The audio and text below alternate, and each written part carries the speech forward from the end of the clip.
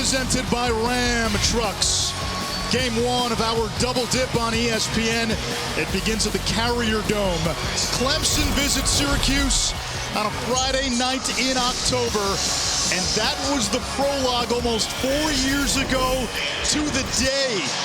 Flashback to Friday, October 13th, 2017. Clemson, number 2 in the land, the defending champions.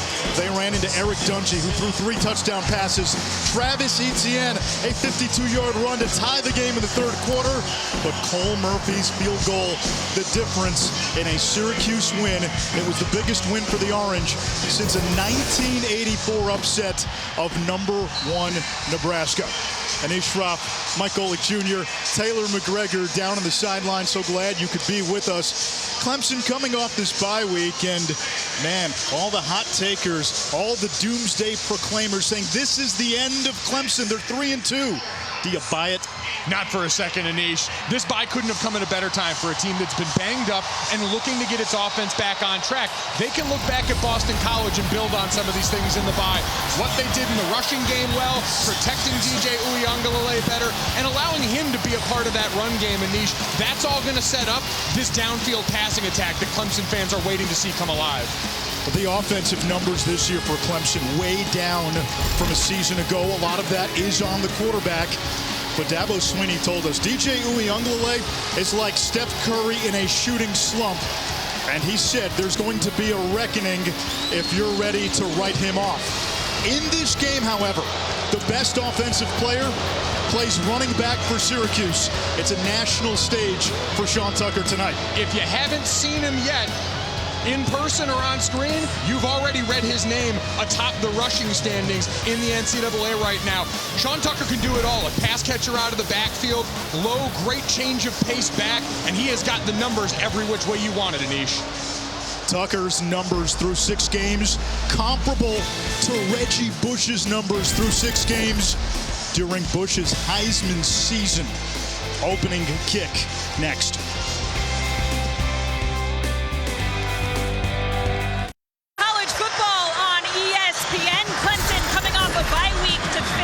Syracuse. Now in the bye week, Clemson focusing on getting healthier and really cleaning things up offensively. Offensive coordinator Tony Elliott telling me this week that he really focused his guys in on the bigger picture of their offense. He said we all have to understand how our role plays into the bigger picture. So if I have a 4-step route and I go 6, that's going to mess up the play, the way that the play should unfold. They want to play fundamentally sound here. They felt like they took a step forward against Boston College. They want to take a leap forward here today, guys. All right, Taylor, Clemson won the toss, deferred, so Syracuse will receive. BT Potter sends it away. Trevor Pena from the 5. And is swarmed well shy of the 20-yard line. And we see this Syracuse offense, the quarterback now, the Mississippi State transfer, Garrett Schrader, 2 straight 100-yard games. We talked about Tucker's ability to run. This is not the Oranges, the new fast offense where they sling it around and they throw the ball. It's a ground attack. And the second part of that ground attack is the quarterback. And it makes life easier on everybody, opening up lanes for Sean Tucker and giving this offensive line an extra beat for defenders that have to account for one more dynamic playmaker in that backfield. Tucker, the ACC's leading rusher in the backfield. And on first down, the give is to Sean Tucker. And he rips off a run of 7 yards. 4 straight 100-yard games for Tucker. Number 1 in the nation in all-purpose yards. Number 2 in rushing behind Michigan State's Kenneth Walker. You start to run out of superlatives with the season he's had. He's the real deal, and he's so smart. You're going to watch him help and set up blocks for this offensive line all night.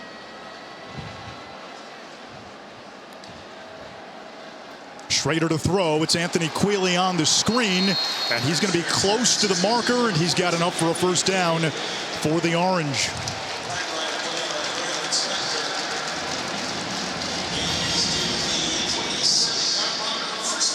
This is a Syracuse offense that had some concerns injury-wise on the offensive line.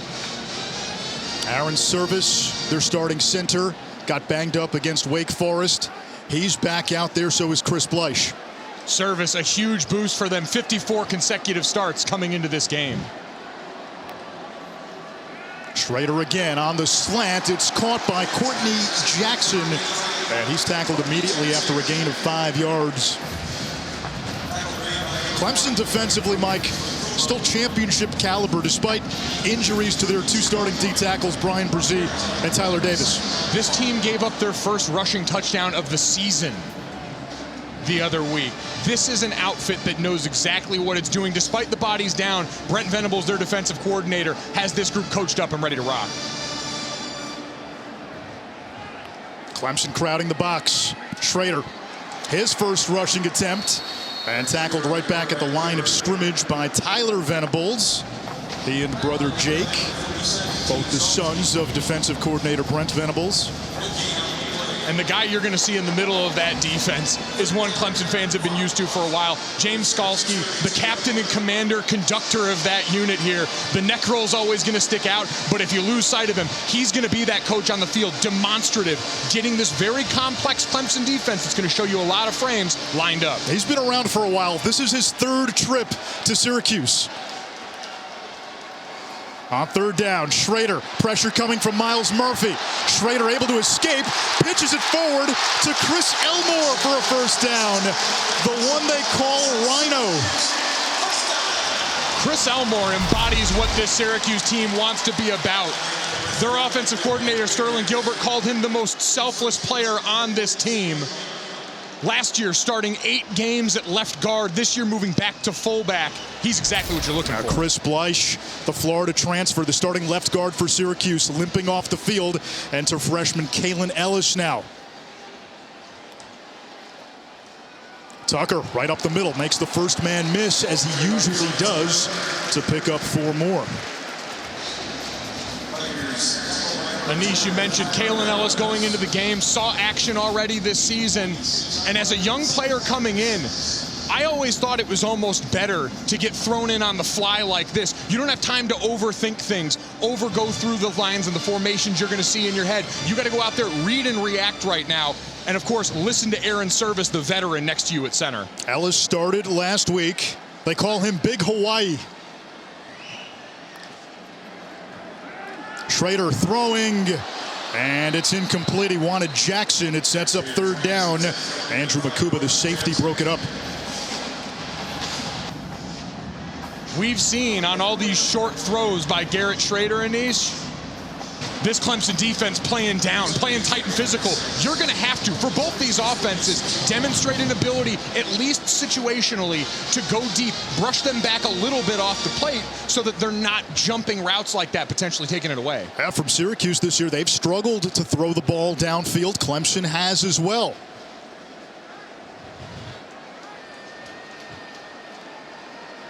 Third down, 6 to go. Schrader's pass is caught in Clemson territory, shy of the marker. Devon Cooper with his 6th catch of the season, and an early decision now for Dino Babers, whose decision-making came under fire the last couple of weeks. This one's certainly easy, though, with the running back you've got in the backfield. Early tone setter, getting outside of this tackle box. The crowd likes the call. Schrader, quarterback keeper, and he sneaks ahead for the 1st down.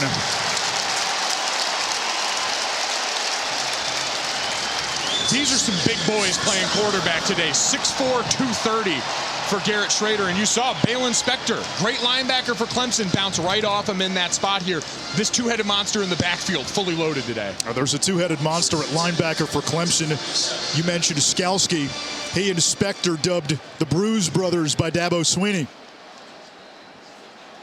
10th play of the drive from Clemson territory. Tucker across the 40, and he gets 9 on that 1st down run, and this might be an opportunity now for Syracuse to take a shot. 2nd and 1. Perfect area of the field, Anish. You've got still plenty of room to work with. You're not quite down in the red zone just yet here.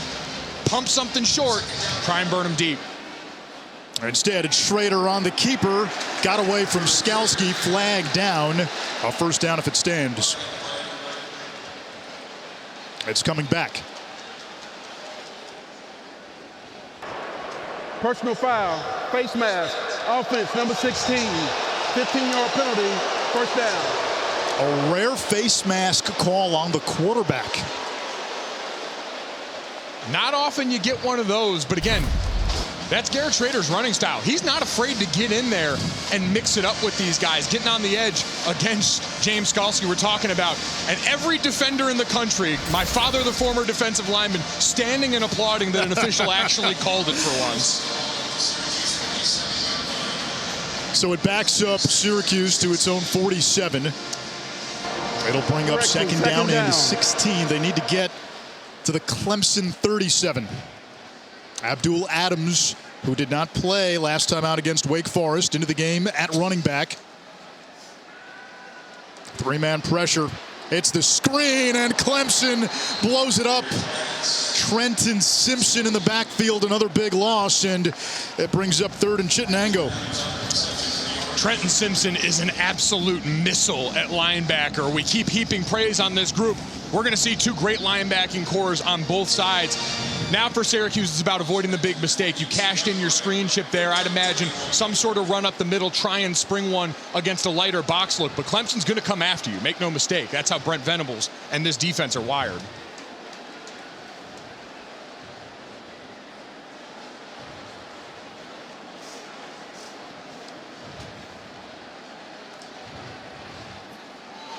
It's Adams.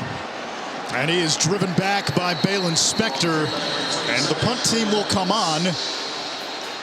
In years past, the punter has been a strength for Syracuse. Riley Dixon, Sterling Hoffrichter, Nolan Cooney. James Williams has struggled. We saw him shank a couple last week. He did not make the trip to Florida State the week before.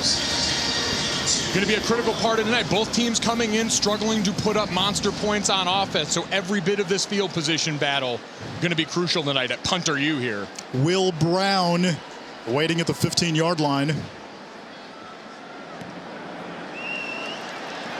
And a fair catch is made at the 22. Clemson's had a bye week. They feel their offense is ready to explode. We get the first look at Clemson on the other side.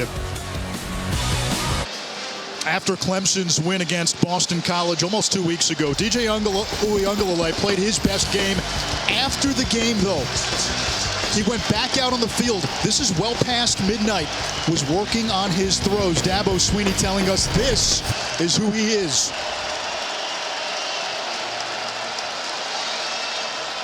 On first down, Uiagalelei completes to Justin Ross. Part of Clemson's offensive struggles have fallen on the wide receivers. They've got to help their quarterback out a little bit too. They do, but we know DJ's looked a little off this season. We saw him in limited action last year. He wowed against Boston College and Notre Dame, and now comes in with the full pressure of what it means to be a Clemson quarterback. That's a hallowed position now in college football. And early in the season, some growing pains for a young player, but still an uber talented one. He'll be without a couple of wide receivers today. No E.J. Williams. Braden Galloway is tight end out as well.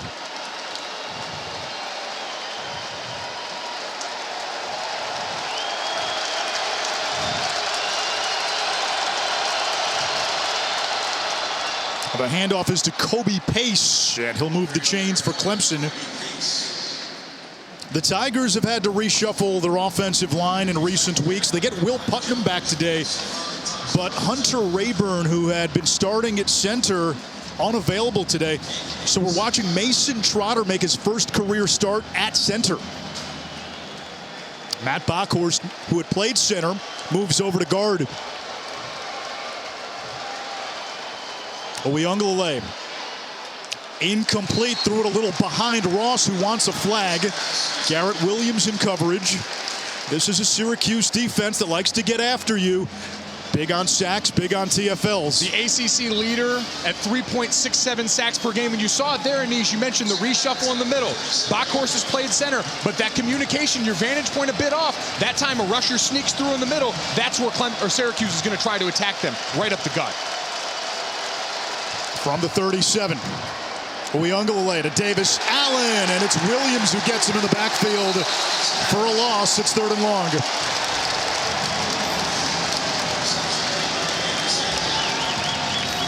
And now this is exactly where you've struggled here for Clemson as an offense to push it deep. And on the other side, this Syracuse linebacker core, multiples, going to give you a bunch of looks and blitz from everywhere.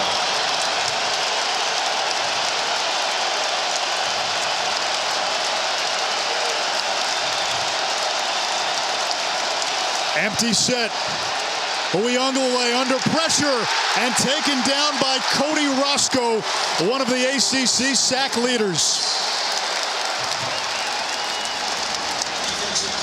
So that first drive for Clemson out of the bye week, we wondered, would the offense look any better? The early answer, no. You're going to watch Will Putnam at right guard here, matched up with Cody Roscoe, and just gets beat with the arm over. You see all the movement up front to get one-on-one matchups like that for a dynamic rusher with all the attention bought the other way. Exactly how Syracuse draws it up for the first defensive possession. Will Spires, the veteran punter, to send it away. Pena brought down shy of the 40-yard line after a 37-yard punt. Second offensive series for Syracuse on the other side.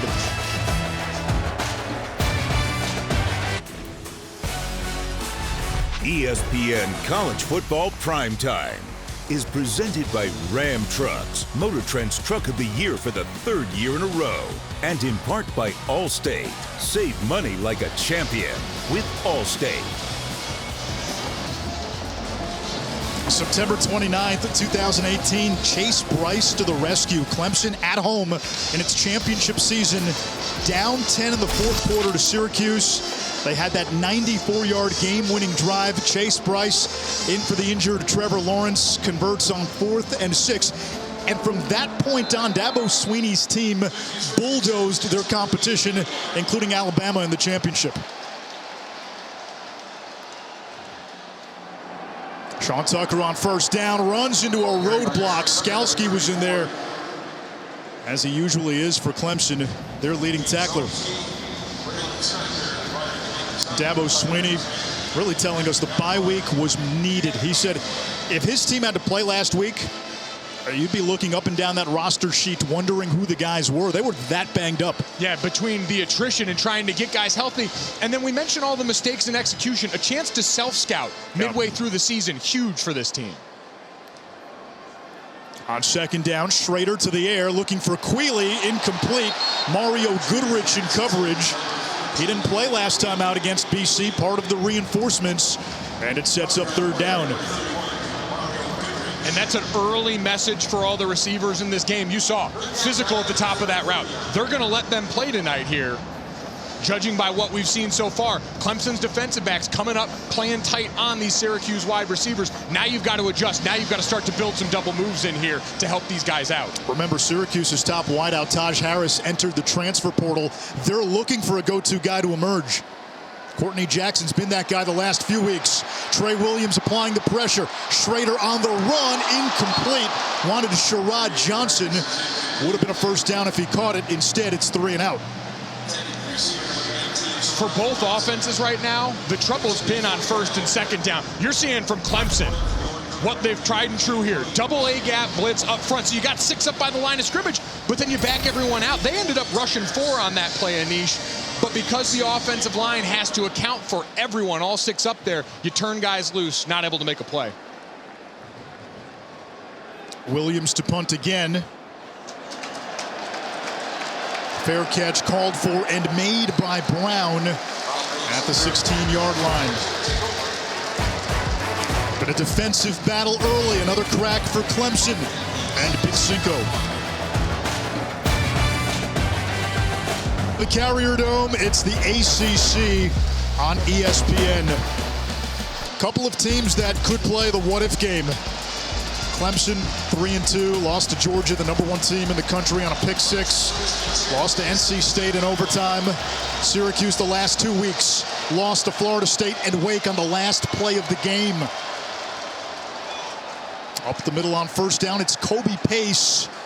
He's now the lead running back. Will Shipley, the freshman, the Weddington Warrior, out with an injury, although they feel he might be back maybe as soon as next week, way ahead of schedule. It said he's an unbelievable healer at this point, but in the meantime, Kobe Pace, Phil Maffa stepped up big in their game against Boston College. They've got now a stable, some depth built up at this position.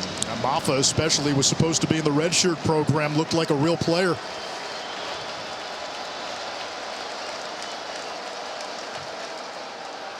Oyunglele. Pocket closing, throws it downfield. Ross dropped it. He was wide open and he dropped it.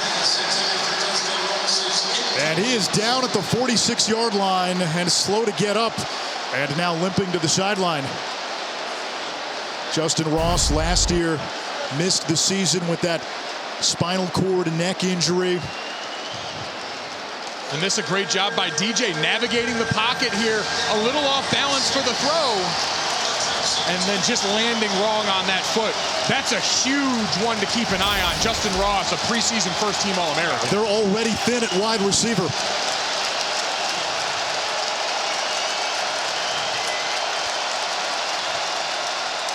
Here's the pressure. And it's caught by Bo Collins, Uyunglele's high school teammate. A gain of 6. It'll move the chains. That's a big one to settle them down after that drop in niche. We've talked about it. Not all on DJ. There have been plenty of drops to go around, plenty of miscommunication between him and this wide receiver core. Now Ross hurting on the sideline. Frank Ladson's been banged up all season. E.J. Williams out. The tight end, Braden Galloway, out again. Pace barrels forward across the 35. Brought down by Garrett Williams, a pickup of 7. Now as they start to get moving here, and we see the backup quarterback Tyson Pumachan coming in. Uyunglele stays in. He's split out wide. And if your defense, your antenna's up for a double throwback, something making use of both their arms on this play. Pumachan, 6'3", 225.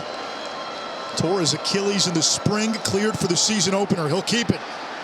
And tripped up from behind by Marlowe Wax. The running game changed this year at quarterback with DJ. He's not as athletic as Trevor. He doesn't stress the edge. We see him go in there for QB power plays like we could see here on 3rd and short. Tyson Pumachan coming in here is an admission by this. It's Clemson offense. We've got to find ways to hold the backside with our quarterback as a runner.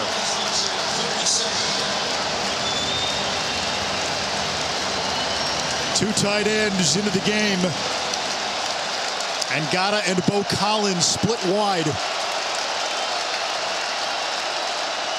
Uyunglele looking to run and devoured in a sea of orange in the backfield. Curtis Harper the first to get there.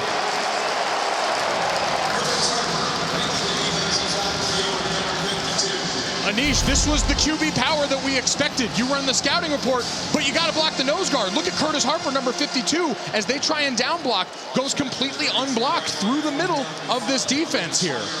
And again, we talked about the reshuffled offensive line here. Mason Trotter in at center, Bockhorst and Putnam back into the lineup, but everyone from different vantage points turning the nose guard loose, a drive killer.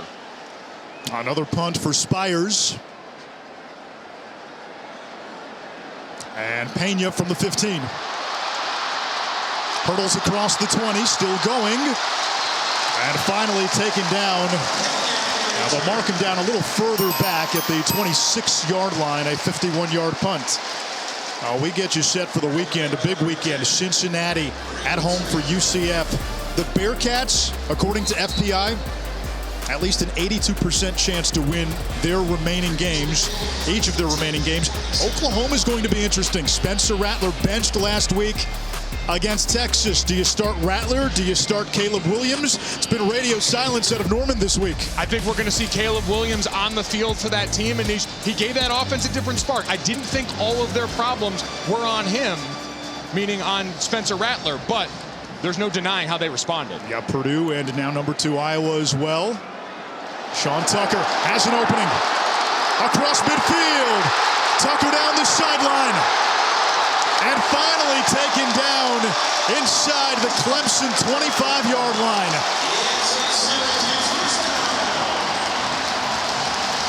He's the best running back they've had here since Walter Reyes in the early 2000s. He does such a good job, Anise, of varying his pace on these rushes here. He'll take his time and then explode the minute he sees the edge sealed. That time, number 5, Chris Elmore, the tight end, all-everything superback we talked about, getting him that edge. He played offensive line last year when Syracuse was so banged up front. And a timeout by Dino Babers. The Syracuse head coach now in season 6. Timeout. Clemson. Their first 30-second timeout. Anish, let's go back to that big run. We talked about Elmore, who played guard. You saw him over on the right side of this formation, lined up at tight end. And watch the blocks he gets on number 0, Barrett Carter. Just ragdolling him, throwing him to the ground there. And that's all this guy needs. Zone plays, Anish, especially outside zone. If it's hitting backside, you're doing good as an offensive line blocking this thing up. If it's hitting to the play side, it's because you're getting dominant performances from your tight ends there to seal that edge. Joe Morris has long held the running back rushing record for one season at Syracuse. Tucker's on pace to break that mark, which has stood for more than 40 years. You're going to see him show up as a pass protector, too, to be such a young player, Anish, and to be able to stay on the field for all 3 downs the way he does, because he understands his rise at Syracuse, very similar to what we saw from Kyron Williams in that backfield for Notre Dame, coming off deep in the depth chart. Here's Schrader. He'll throw downfield, intercepted. Tyler Venables picks it off. And that was a poor decision by the Syracuse QB.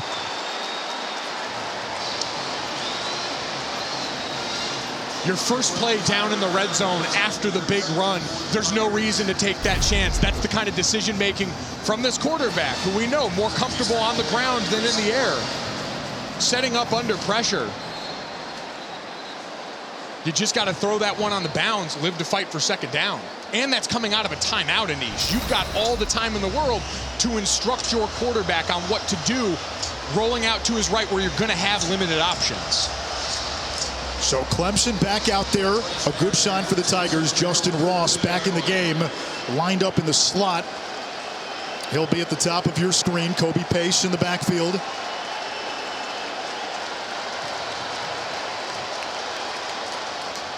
The give is to Pace. A career-high 125 yards against BC a couple of weeks ago. 7 more there, 25 for the ball game. Yeah, Anish, the first 4 games of the season, Kobe Pace, 20 rushes for 93 yards. Almost matched it in carries and certainly overdone on the yards there. They can tote the rock up front, but we still have yet to see either team really take a designed chance downfield outside of that Justin Ross drop. Now that was Ross in motion. It's Pace again. He'll try the outer edge. And he's close to the marker, tackled by Justin Barron.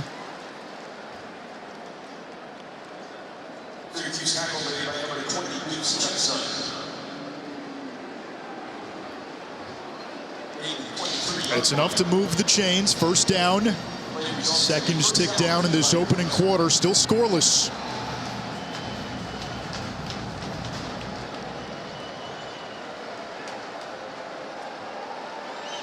And quarter number 1 is in the books.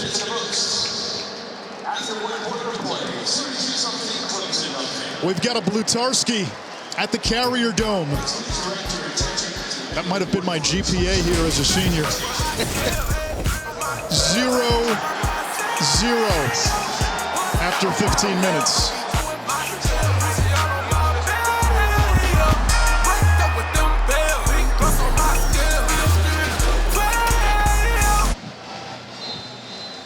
Second quarter begins. Clemson with the football, a first down and 10. No score. Tigers in the white, Syracuse in the orange. First carry of the game for Phil Maffa. He shined against Boston College last time out. 7 carries, 58 yards. First action of the season. They wanted to redshirt him, but Will Shipley's injury and then the transfer of Lynn J. Dixon created an opportunity. As you see Tony Elliott Dabo Swinney has been a staunch defender of his offensive coordinator, who's weathered some criticism. He's been told this offense doesn't motion enough, doesn't do enough to help out its playmakers who have struggled to start this season. But he said this guy didn't forget how to coach the way you've seen him in national championships in the past. Uyunglele to run across the 30-yard line to the 31. It brings up third down.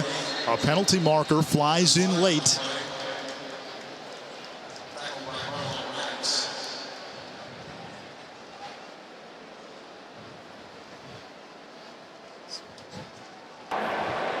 Personal foul. Hands to the face. Defense, number 23. 15-yard penalties added to the end of the play. First down. It's on Justin Barron. Ultimately, Mike, if Clemson can get its offense right, what do you see the identity of that offense as? I think we've seen it's been built up in this backfield depth. Anish, last year, Clemson had 16 plays of over 40 yards. This year, they've got 3. It's just a different outfit. What you've got here talent-wise, the injury at wide receiver here.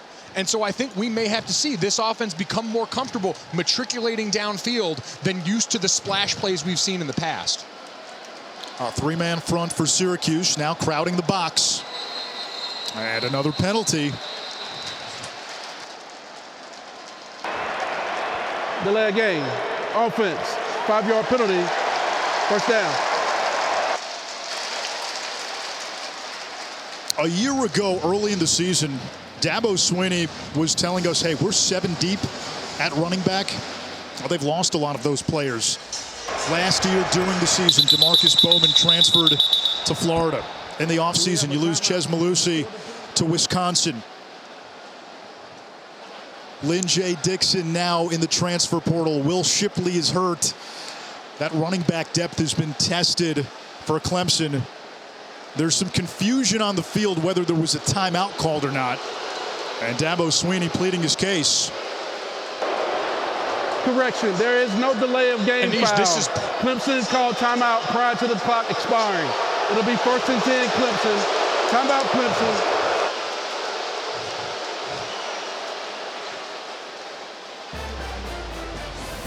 A timeout by Clemson.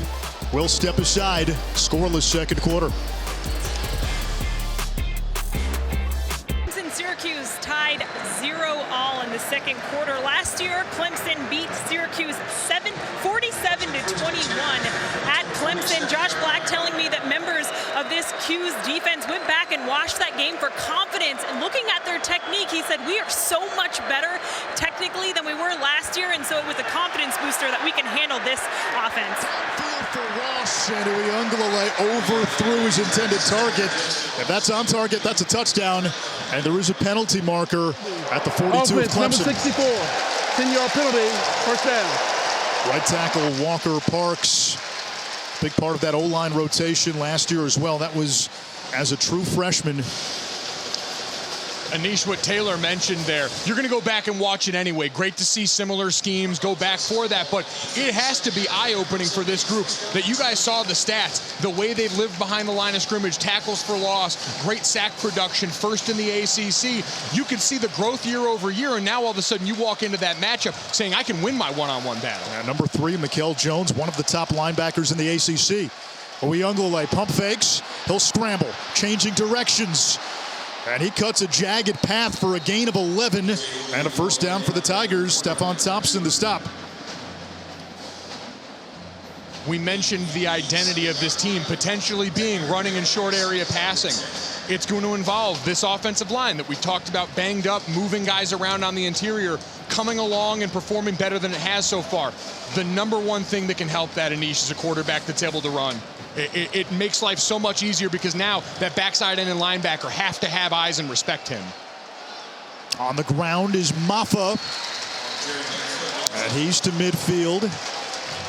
Phil Maffa out of Loganville, Georgia, same high school as Clemson standout Wayne Gallman.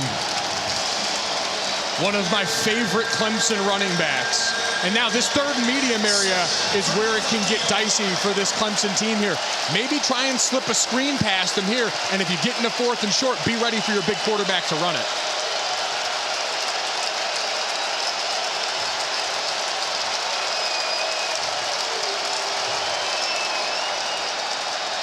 Pressure coming. A Joe the catch. And a first down for Clemson. Just the third catch of the season for the first Clemson signee out of Canada. Only his third year playing American football. Really hasn't played a whole lot. Parents from South Sudan.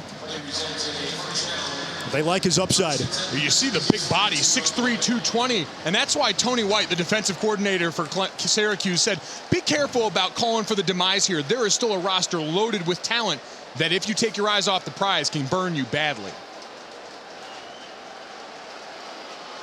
1st and 10 from the 42.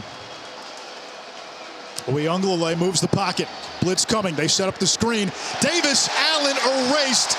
And there is Mikel Jones, who's been an agent of chaos on the Syracuse defense.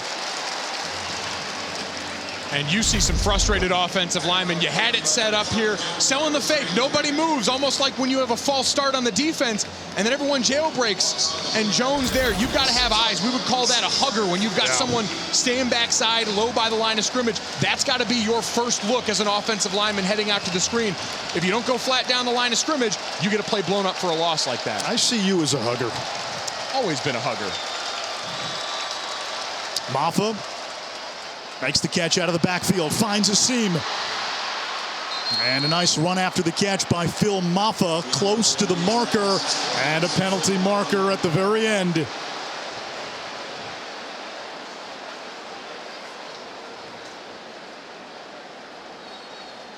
think that was number 31, Canton Arku. After the play, personal foul, defense, late hit out of bounds. 15-yard penalty added to the end of the play. Automatic first down. And that's a guy who is, they have 4 starting linebackers, and he's one of them, 31 here. But you see coming up at the end of the play, no reason for that. Already driving on your side of the field here. Brutal mental error. Now one mental error by Syracuse's quarterback near the red zone, and now by the defense with Clemson on the move. 3rd personal foul on Syracuse today. Uyunglele flips Maffa. High snap. Now the toss. Maffa chased down. There's Marlowe Wax.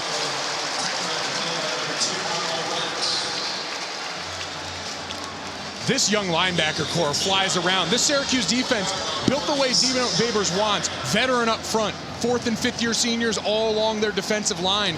And Mikel Jones sort of is the linchpin in the middle. But you're going to see Thompson, number 7, Marlowe Wax, number 2, flying around, making mistakes 100 miles an hour. Sage Ennis into the game at tight end. Ross in the slot. They give this to Maffa. And into the embrace of Canton Arku. 3rd down. Clemson, we've talked about all the success, big national program. If you've been watching them and aren't ready for that sprint draw, you've been missing it. Dabo Swinney told us this is where Clemson's got to be better. They got to finish drives against BC, 4 field goals instead of touchdowns.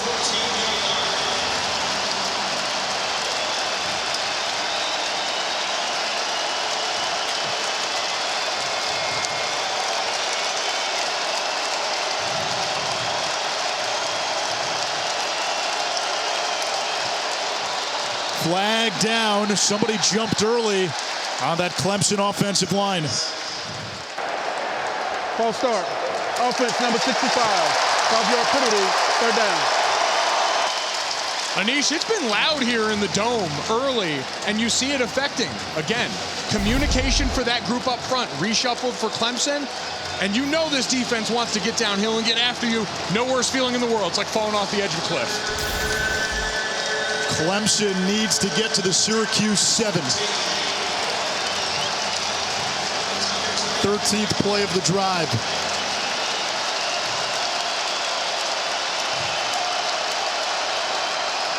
There's the pressure. Downfield for Ngata. Touchdown, Clemson.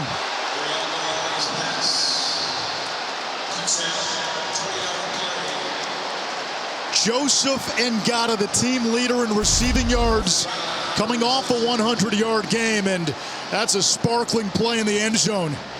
That's a touchdown. That's a catch. You're hearing the crowd protest. But that right foot taps right in bounds before his backside hit. And you might hear another sound soon besides this review. Moving on the field for touchdown. The previous play is under further review.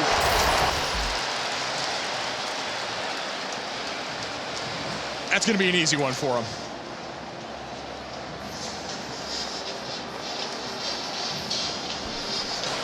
We bring in our rules expert, Matt Austin. Matt, this should be a pretty standard review, right?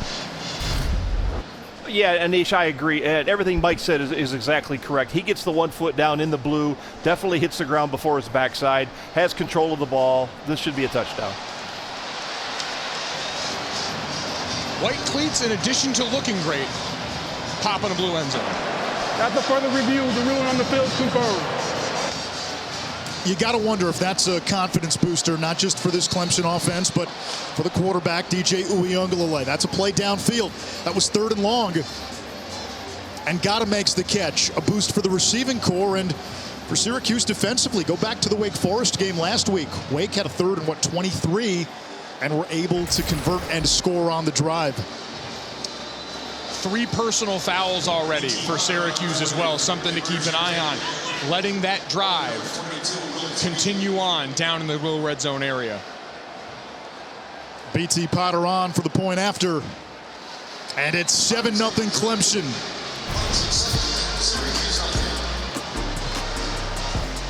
Finally some points on the scoreboard. A highlight reel catch by Ngata. His first receiving touchdown of the season.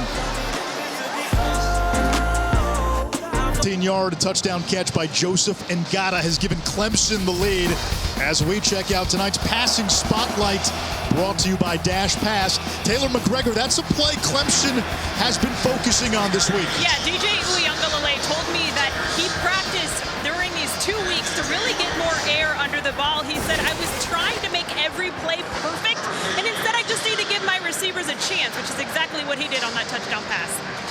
We talked about all the size and ability still in this Clemson wide receiver room, especially in college, and give these guys a chance to go up. Best case, you get a touchdown like that. Worst case, you come back, make a play, and get a DPI.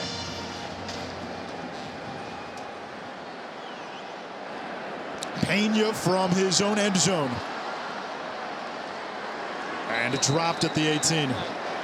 Flag down all the way up at the 36-yard line.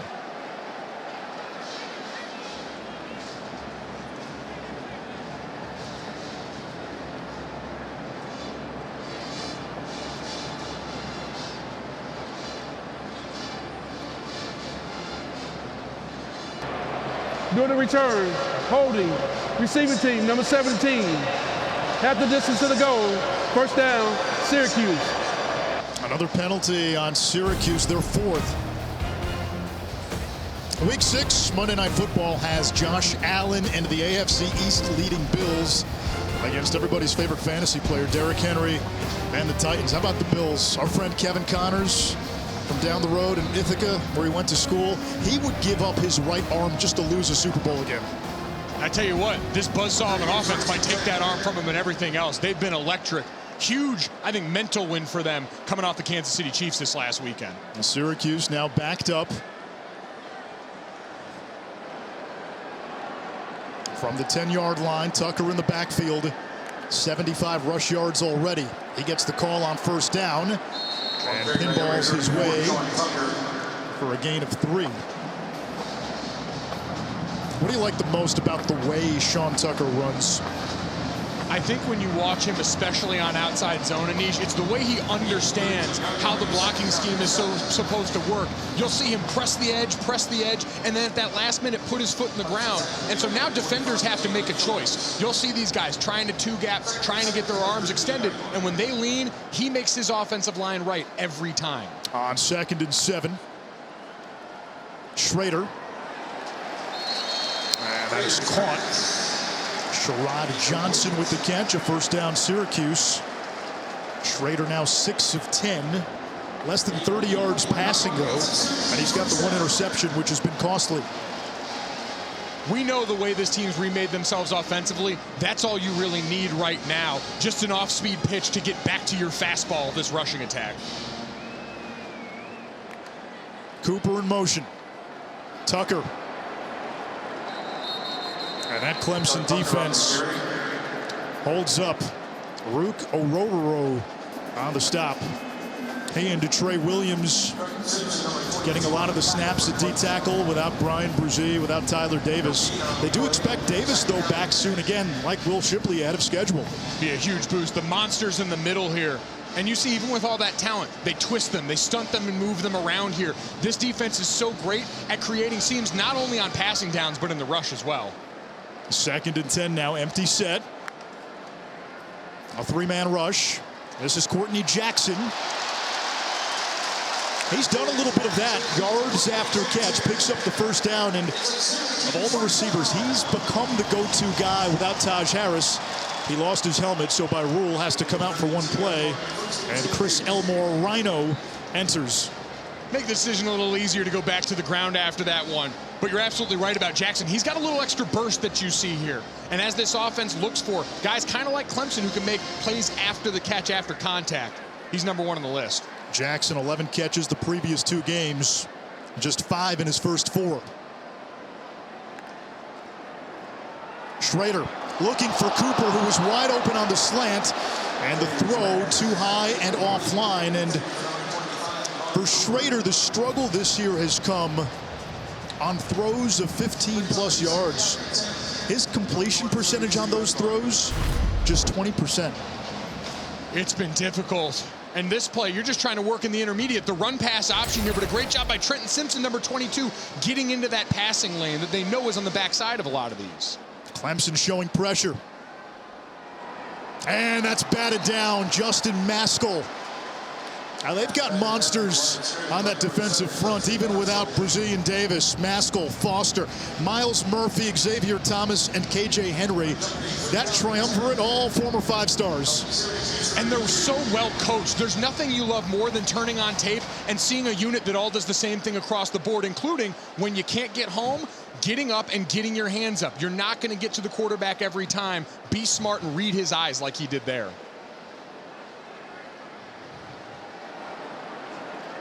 Third down. Clemson rushes 4.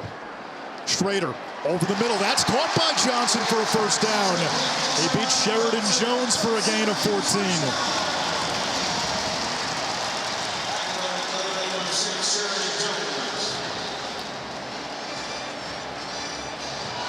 And now some tempo by Syracuse.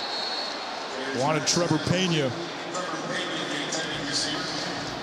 That used to be illegal substitution. The MO for Syracuse when Dino Babers first got here. It's changed its defense and it's the ability to run the ball.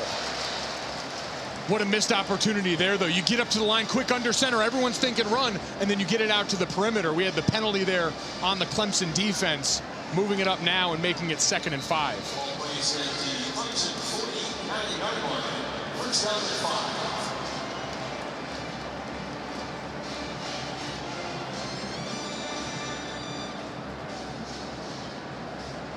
Clemson had too many men on the field. That was the penalty. Syracuse second to drive in Clemson territory. Here's Tucker. And bulldozes his way near the 40-yard line. Give him 8. Another first down, and Sean Tucker now north of 85 yards in this first half. Anish, look where they hide Chris Elmore, the fullback, on some of these plays here. He's in front of the quarterback on this play and doesn't move laterally until the last second. So the defense has no idea which way the formation's leaning, which side this could possibly go. That quick motion makes James Skalski and these great linebackers way to beat. Elmore in motion again. The give is to Tucker, right up the gut. He's got an opening. Tucker inside the 20 to the 10 and taking down inside the 5. First and goal, Syracuse. And Sean Tucker has now run for 100 yards in 5 straight games, tying Curtis Brinkley's school record. And we talk about how much the quarterback helps this rushing attack on offense. The threat of Garrett Schrader, number 16, as a rusher here, holds 2 defenders on the backside there that are now late getting over to the party, makes for an easy cutback for already one of the best rushers in the country. Well, Tucker has come as advertised tonight. Schrader keeps it, and walks in.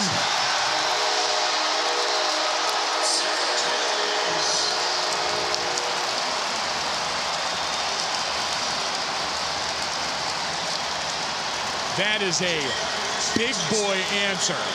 10 plays, 91 yards on that drive by Syracuse.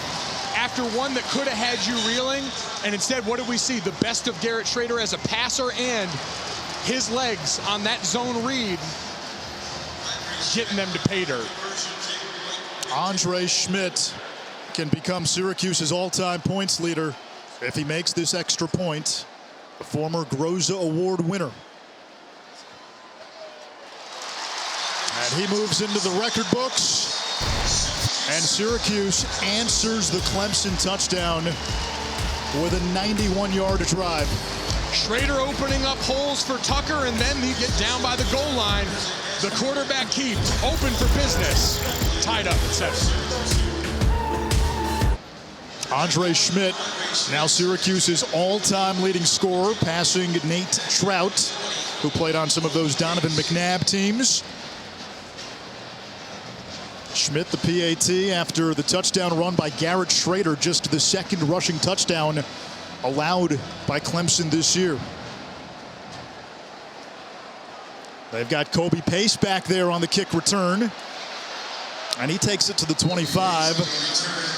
And this season, along with their contributions to university's general scholarship funds, for every field goal and extra point made, All-State will also be donating to the American Red Cross to help with disaster relief efforts.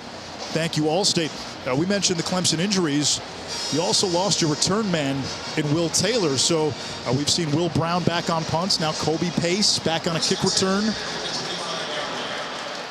And Pace will begin in the backfield with the one they call Big Cinco, DJ Uiagalelei. The give is to Pace. And he's brought down by Barron. Taylor. Heading onto the field right now, defensive line coach for Syracuse, Vince Williams' message to his D-line is you have to play smart. You really have to focus on communication. Golick, how important is that after their last offensive touchdown?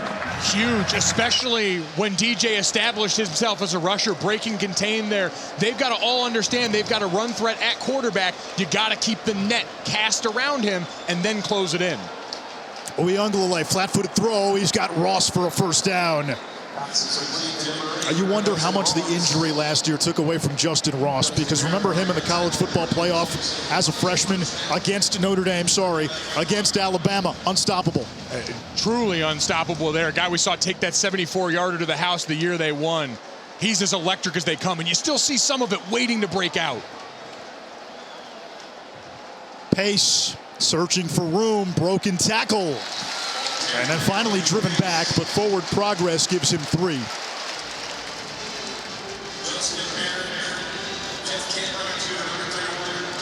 Now so much is made, obviously. Trevor Lawrence, the #1 overall pick, but Travis Etienne did so much as a rusher and a receiver. Arguably the best running back the ACC has ever seen. Anish, he had 34 explosive plays on his own in 2020. Clemson came into this game with 31 as a team. Yeah.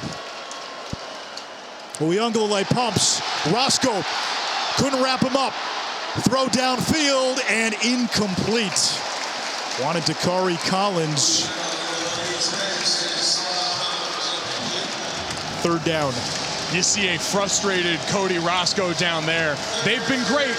That's a different breed at quarterback in Big Cinco.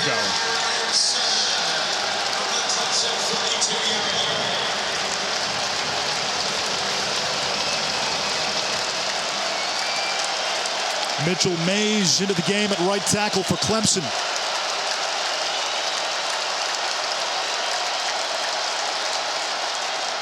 That makeshift offensive line held up, but Davis Allen dropped it, and it's 4th down.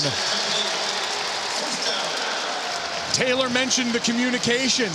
On that drive, Syracuse inches from a sack. They're bringing pressure, and maybe the ball comes out just a bit quicker and a bit flatter. Communication, how much of that impacted by noise?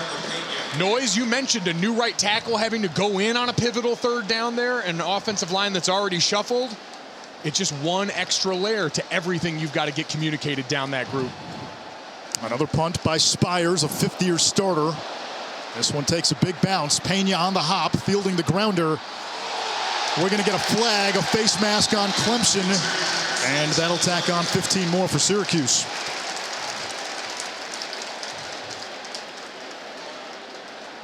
It looks like Keith McGuire, number 30.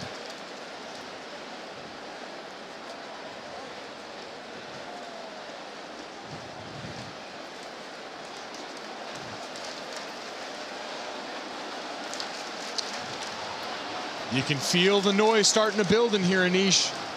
Offense, big drive. Defense, 3 and out. Potential special teams penalty here. Complimentary football from the Orange.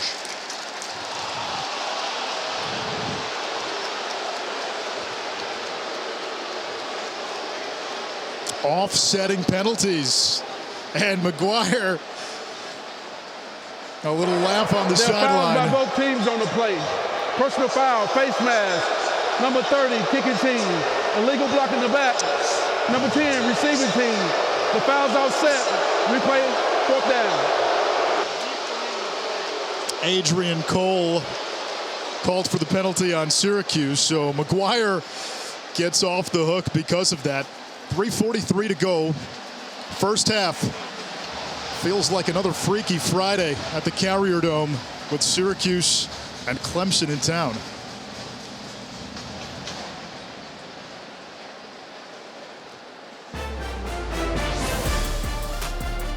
We'll step aside.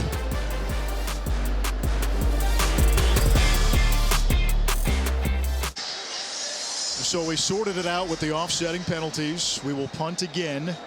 This time Courtney Jackson will return the punt for Syracuse. Spires to kick it away again. Fair catch called for. It bounces. And that landed in the end zone, so Syracuse will have it at the 20-yard line.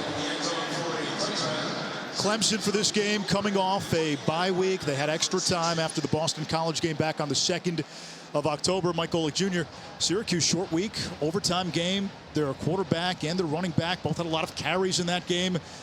Does this score surprise you? Absolutely, and the mistakes we've seen from Clemson. Drops, difficulty there. I expected some penalties, some of that attrition to show up for Syracuse here, but Clemson's still looking a bit out of sorts on offense in a way they're going to really have to rein in as we get close to the end of this first half with this thing all knotted up at 7. 3:32 to go, opening half, tied at 7. Joseph got a touchdown for Clemson, a Garrett Schrader touchdown run for Syracuse.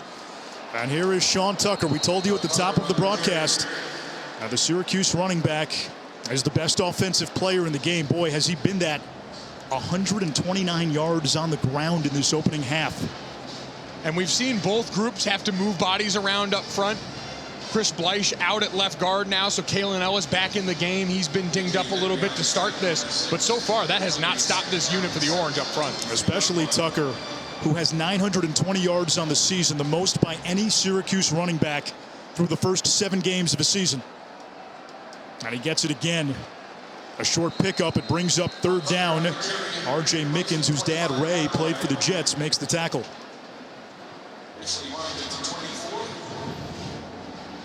Now, this game was billed as a battle of strengths. Syracuse, the top rushing offense in the ACC. Clemson was giving up a little more than 2.5 yards per rush entering play. They've been dominant up front even with all the injury, but so many things you've got to keep track of in that backfield for Syracuse, making life harder for this group.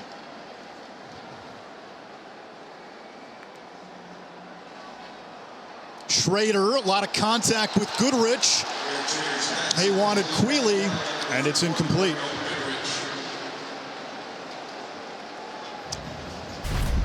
We talked about this for Clemson's side. Syracuse is going to have to start doing more to help get these receivers open. Great pickup by Sean Tucker, but there's just been no room to breathe on here. They're running simple routes. These corners for Clemson aren't getting stressed at all. You got to bunch them up a little bit. You've got to start crossing bodies out on the perimeter to try and give them a little extra room.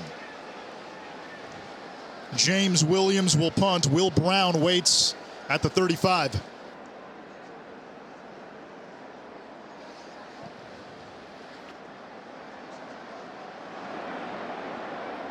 Brown able to make the catch after a short 35-yard punt.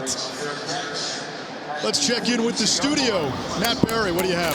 Hello, friends. Coming up at the Sling TV halftime report, you guys kind of touched on it there a second ago. Same as it ever was for Clemson the first part of the season. They're struggling. Joey will break down what he sees. Plus, Georgia and Kentucky, big one of the SEC East. We'll have a report from Athens. You know it, you love it, you want it. Virtual locks are back.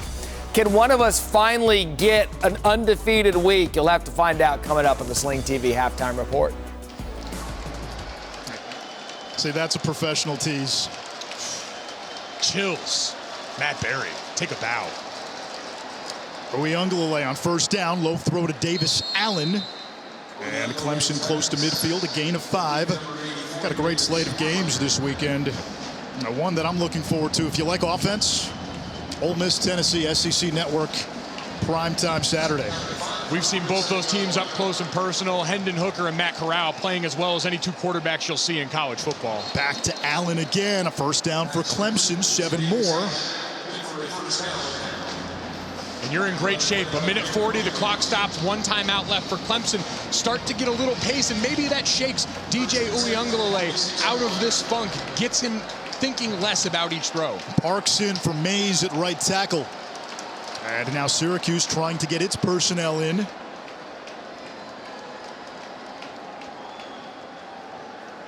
Uyunglele to the sideline. It's Allen again. Did he stay in bounds? He did. Now that's the one thing as an offense, when you sub, the defense has the time to get its personnel on. So Davis Allen has been a favorite target here on this drive for Uyunglele. 5 catches now in this first half. Especially Syracuse playing back off. This is full prevent defense for the Orange here, as they're going to take a look at that last play to see if Davis Allen got those feet in bounds. Ruling on the field is a catch. The previous play is under further review.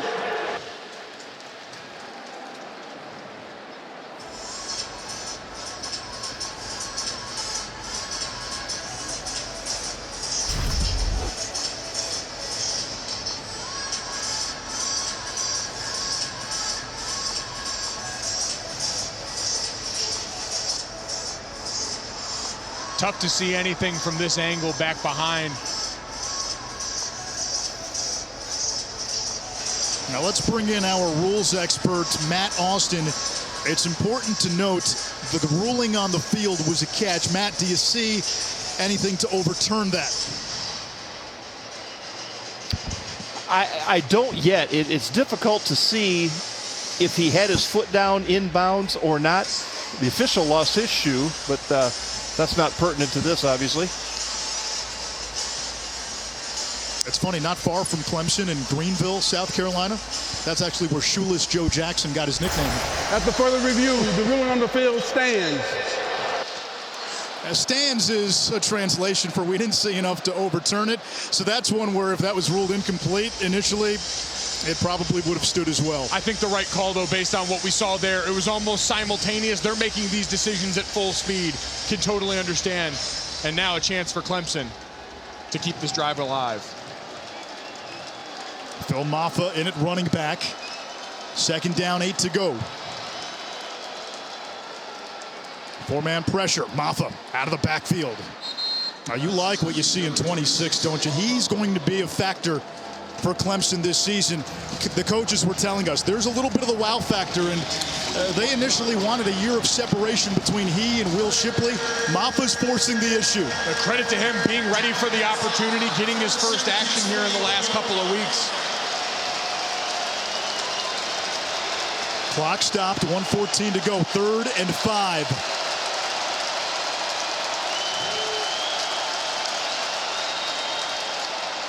Uyunglele downfield, too high for Ngata.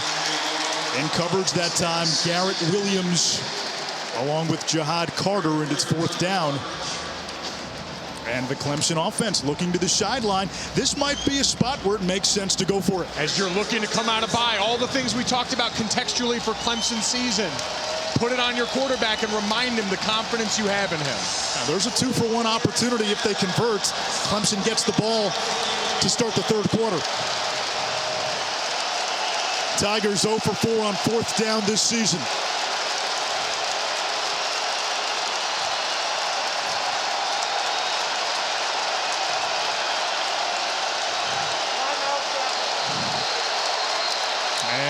play clock down to 0. A timeout is called. Timeout, Clemson, their third and final. 30-second timeout.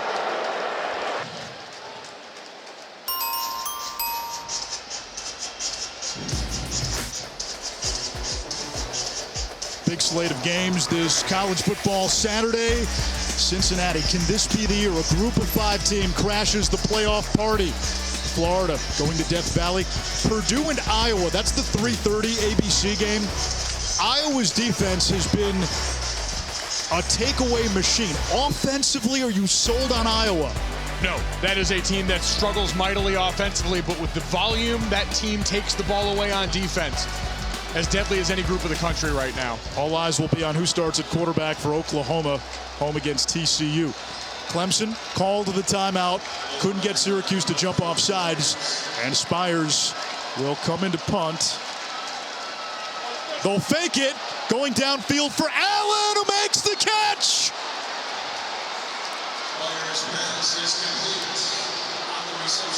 Dabo Swinney, maybe he went up the road to Turning Stone.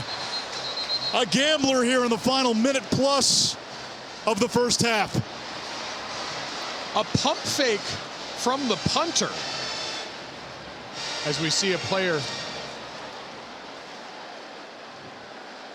Garrett Williams went down hard. Got clipped by his own player there, it looked like, coming over there. Jihad Carter coming across trying to make that play. Anish, I'll tell you, I don't like the call. If you're going to go for it on 4th down, I'd prefer to keep your offense on the field. But we talked about it. You're trying to get something going this season, trying to maybe capture the element of surprise to manufacture a big play. This is a coach that's going deeper in the bag than Clemson's had to in a long time. We talked to Dabo Swinney. There is a Ted Lasso type quality in him, and he says, I know what the noise is outside of the program, and you've got everybody saying this is the demise of Clemson. They have not adapted to the times. He was adamant with us and the media this week that Clemson staying the course is going to find a way. And again, when you look at the talent that they have amassed, and given the chaos that we've seen, not just in the Coastal, but throughout the ACC this year, you still expect this team to be in the mix at the end of the season. They signed the #1 recruiting class last year. We've talked about how Clemson has built this dynasty over the years. And now you come into this season after all that success, and we've seen all these one-score games, 4 of 5 decided by a single score this season, and it's a different challenge for Dabo Swinney. They're used to having the college football playoff as the carrot at the end of all this. So going into the bye now, you coach this team a little bit differently based on those couple of losses. You have to do some different things to get the message across to a group of players top to bottom that has not experienced much losing in their careers. Now you think about it, this has been right up there with Alabama. You know, a bastion of success. A team that Dabo Swinney has shepherded into the high renaissance of the program. Garrett Williams still on the bench for Syracuse, so you've got Adrian Cole now matched up against Ajoa Joe at the top of your screen. Let's see if Clemson looks to challenge him. You've got him right next to Justin Ross, an easy chance to use all that attention paid to 8. Instead of toss to pace, the ball is on the ground. Incomplete pass.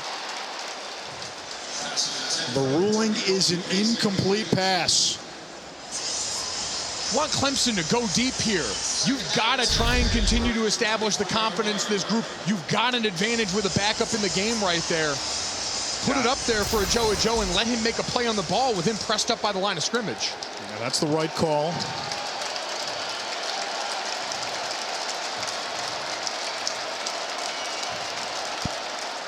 Uyunglele to the air.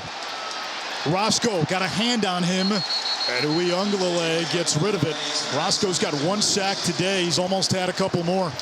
We saw Will Parks have to come out of the game before. Not sure what he's been dealing with there.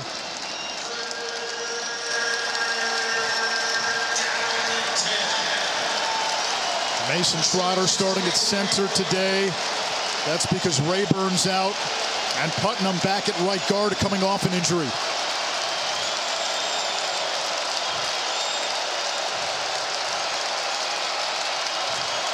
On third down, Uiagalelei. To the air, he's got a Joe for a first down. They picked on Cole, who's in there for Garrett Williams. And that's the matchup. If you're going to keep getting it, you've got to go right back to. You've got to back up in there against a guy with all the physical gifts in the world. Again, 6'3", 220. We've seen big body Clemson wide receivers so adept at making plays near the sideline for years. Now, if you're Syracuse, can you roll your coverage to maybe help out Cole? You're going to have to start, back him off a little bit, try and get physical with them at the line of scrimmage. You've got to give him different looks here for a wide receiver group that struggled with consistency. Allen's been the go-to guy on this drive. He's in the slot up top. On the slant to Ross, who hauls it in. Brought down by the safety, Jason Simmons. Remember, no timeouts left for Clemson, so the clock's got to move, get up here and spike it. They do. They've got time. Second down.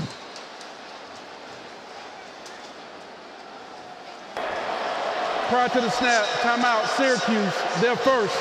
30-second timeout. Timeout called by Dino Babers with 30 seconds to go. Now, we briefly alluded to coastal chaos. Both of these teams play in the Atlantic. Has chaos evolved into Atlantic anarchy? It seems to be this season. I mean, look what we started with compared to where we've ended up now here. Clemson coming into this thing where everyone expected. Let's see where they are on the board, all the way down at 3. Wake Forest, 4-0 in conference play. Won here in overtime on Saturday. NC State, BC this weekend.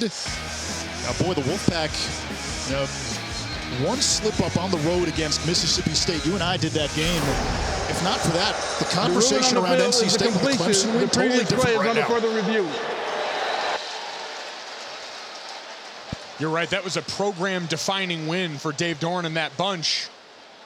Mississippi State's a weird knuckleball for everyone going up against them.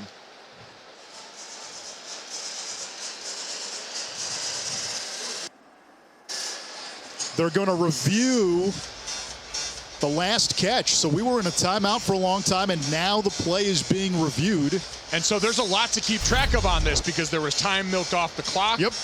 Catching that in bounds, no timeouts, no first downs.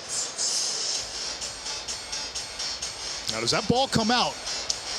That's the what question. they're looking at, the left hand coming in with that punch. Let's bring in our rules expert, Matt Austin, again. Again, you need conclusive, indisputable video evidence to overturn a call. Yeah, originally I did not think he caught the ball seeing it live. I don't think so. I think this is a catch. Originally, I didn't think he caught it because his hand looked like it grabbed at the ball late, but I don't think that was the case. I think the defender was reaching in there and he was pulling away from him. Looked like he had the ball well off the ground, so I think it's a catch either way. Now, one thing to remember, the ball is allowed to hit the ground as long as you're in control of it. You cannot use the ground to secure the ball. In a lot of those instances, we'd see that wiggle or move around that would let you know he's lost control, but that time the hand underneath secured against the body. This is going to remain a catch. These final 30 seconds, or if they end up adding time, whatever it turns into, but this turns into a crucial sequence. If Clemson can punch it in, now you get the ball to begin the third quarter. Big pendulum swing. That middle 8, so crucial. Review, the ruling on the field stands. Second down. And when I say that, Anish, that middle 8 minutes, the last 4 minutes of the first half, beginning of the second half, that opportunity to create points and give yourself an advantage in a game that's been so close the entire night. Clemson struggles with finishing all season long, settling for field goals against Boston College. This was an area of emphasis during the bye week here. Playmakers stepping up and making plays down in the low red.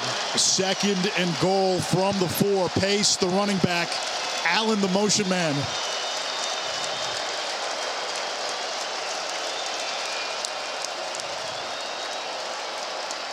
Uiagalelei to throw. Steps up. Chucks it to the end zone. It's batted down. We do have a flag down. Simmons broke it up.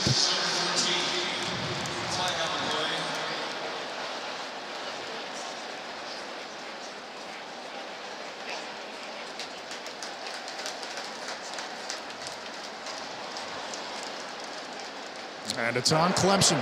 Holding. Offense, number 54. 10-yard penalty. Second down. That's Mason Trotter again, filling in today at center. Tony White, the defensive coordinator for Syracuse, is throwing everything at him. Watch him drop 2 defensive tackles out into coverage right here, bringing the linebacker. So now DJ's got to hold a little bit longer. Everyone up front adjusting because you have all those bodies up at the line of scrimmage, forcing you as an offensive line to protect inside out. It backs it up to the 17, 24 seconds to go. Uyunglele has time all day. End zone. Ross. Did he come down with it in the end zone? No signal that it's a touchdown. They'll mark him down at the 1-yard line. The clock continuing to run. That stopped momentarily for the first down, and now Uyunglele will snap it. It was not goal to go, so it stopped momentarily. They spiked the ball first and goal, and now you've got a couple of chances to punch it in. 13 seconds to go. I'm almost surprised they didn't review that. Boy, where did that ball go? Does that ball break the plane? Because he had to go back, reach back to get it. But you spiked the ball already, so now that play can't be reviewed.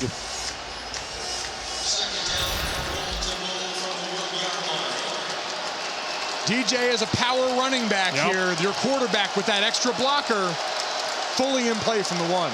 2 tight ends, no timeouts. The give to Pace, and he's in for 6.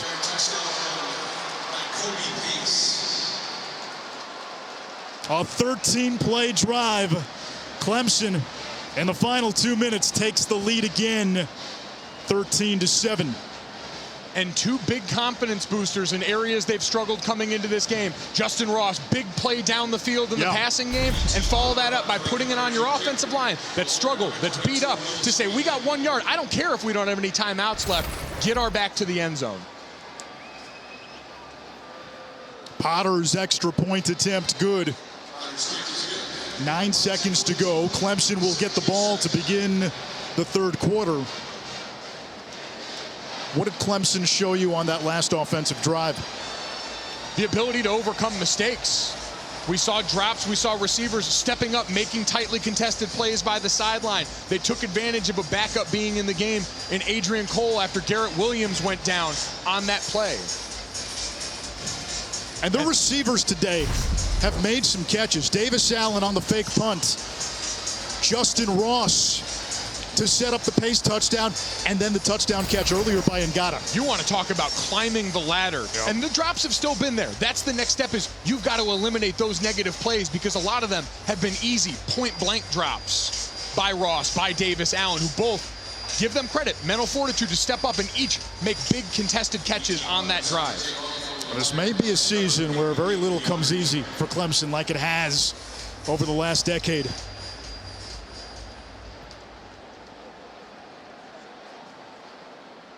Syracuse will have it at the 25, 9 seconds to go in this opening half.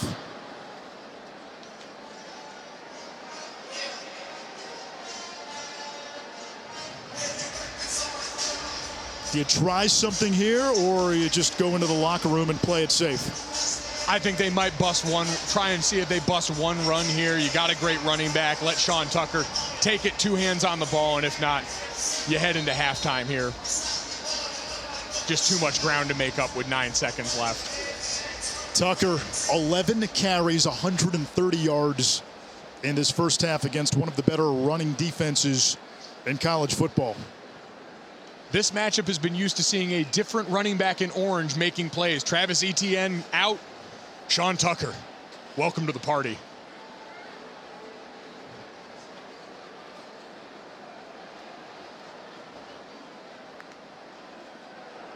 The give is to Tucker.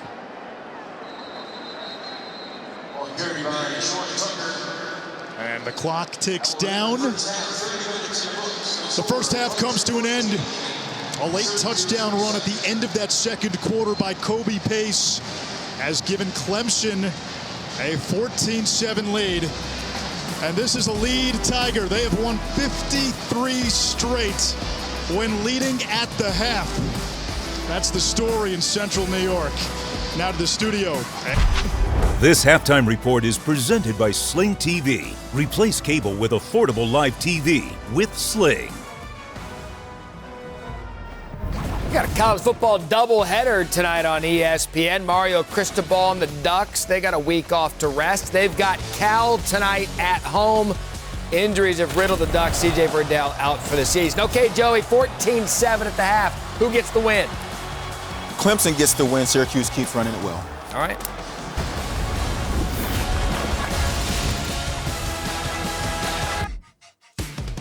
ESPN College Football Primetime presented by Ram Trucks. It's the ACC on ESPN. 4 years ago, a Friday night at the Carrier Dome, Syracuse pulled the upset on Clemson. Tigers today unranked, 3-2. Another close game on a Friday in October between these two. 14-7, your score at the half. Anish Shroff, Mike Golick Jr. will hear from Taylor McGregor in just a bit. What jumps out at you from this first half?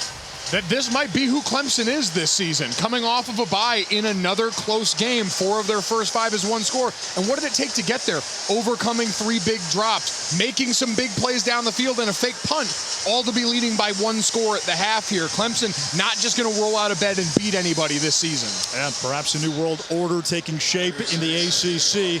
Clemson, after that touchdown at the end of the first half, a chance to go 2 for 1. They will receive to begin here in this third quarter.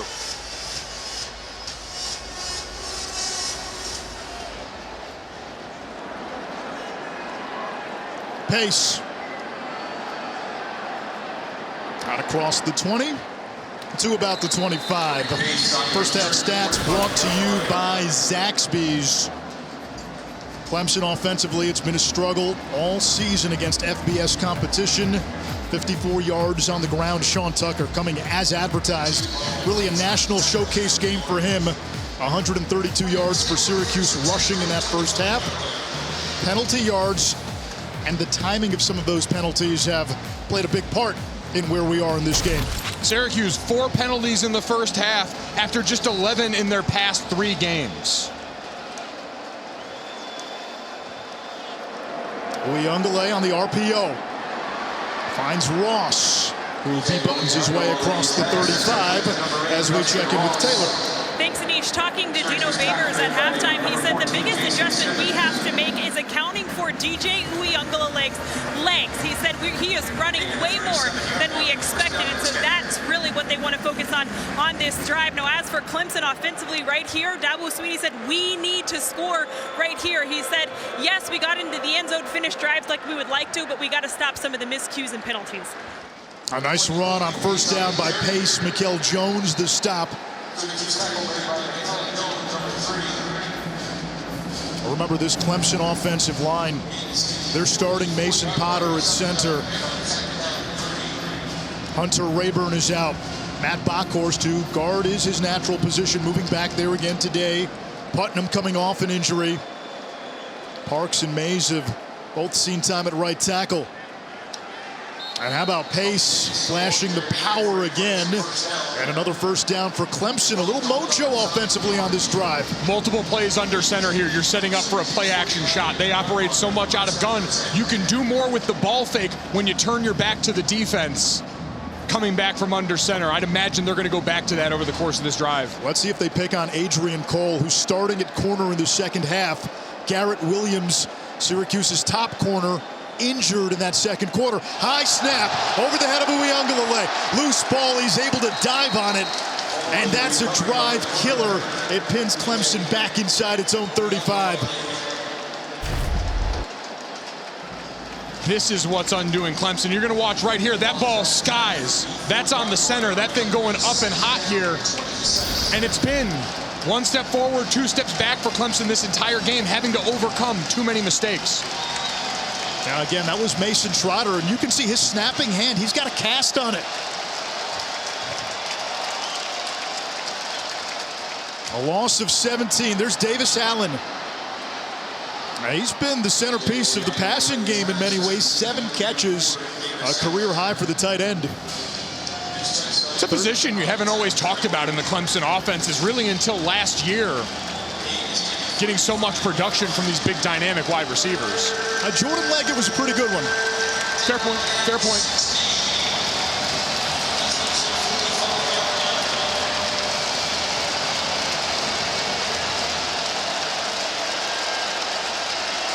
Switching up, getting Justin Rocks the matchup on Adrian Cole, number 10 on the outside. Going to want to go back to the guy who made the big play to end the first half.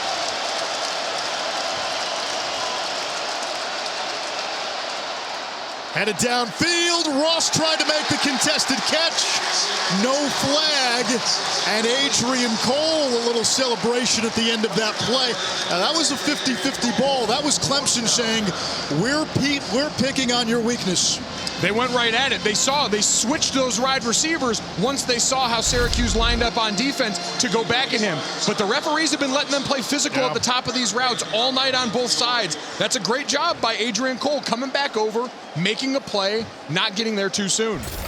Spires on a fake punt made the biggest play in this game. Sends this one away to Trevor Pena from the 10. And shakes his way across the 15 after a 45-yard punt.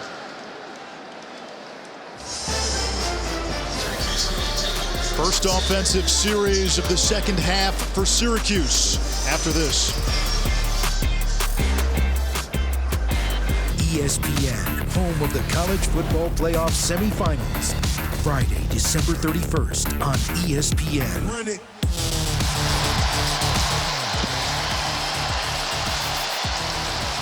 Sean Tucker, less than 70 yards away, or I should say 77 yards away from 1,000.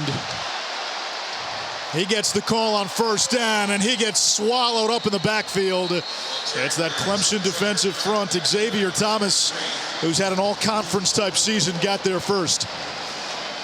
This is going to be the chess match adjustment in the second half. Yep. Crashing down there, and what you saw, Nolan Turner, the safety, down in the box on the edge, clouding that read for Garrett Schrader.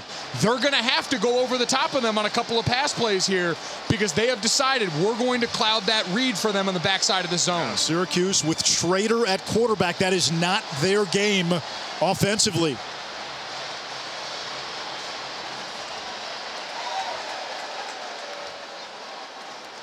Schrader to the air, and a wonky throw in the direction of Alford. It's third down, and now if you're Clemson, do you light up the pocket? You bust out the galaxy brain blitz right here if you're Brent Venables and get after him. This man is a magician at showing you one thing, disguising it, and then bringing it from the other direction, getting some fresh pass rushers on the field. Etiosa Rubin, number 32 in there.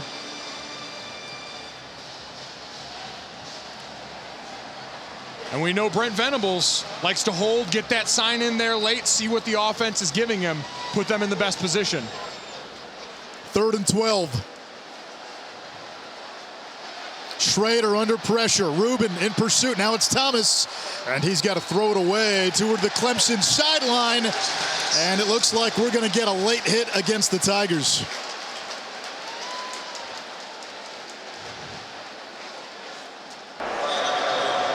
Personal foul, roughing the passer, defense, number 12, 15-yard penalty, automatic first down. Tyler Venables, Dad Brent, the defensive coordinator, and Clemson gifting Syracuse a first down.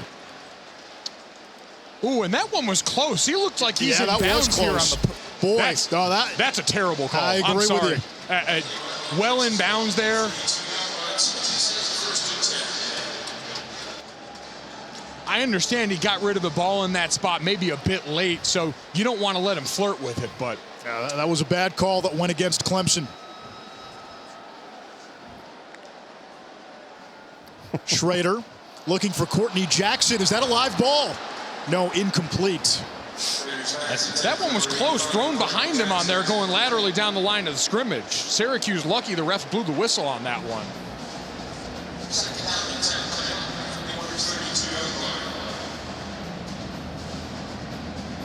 Abdul Adams. It's Tucker in the game, rather, but he's lined up in the slot. They brought in Devon Cooper, number 25. Wonder if you give Garrett Schrader a chance on a draw here. Calm him down. Some of these errant passes. Schrader just 8 of 17.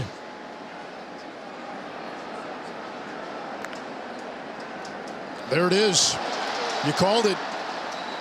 And it sets up third down now for Syracuse, 6 to go. Just so much more manageable here, though, for this team. He's quarterback, thrives his run first, still wants to be a downfield passer. But we see this, guys, I always said that about Cam Newton. He got better as a passer when you let him be involved in the running game. And so far, we haven't seen a ton of carries. Timely, but not a lot of volume for Garrett Schrader, the runner.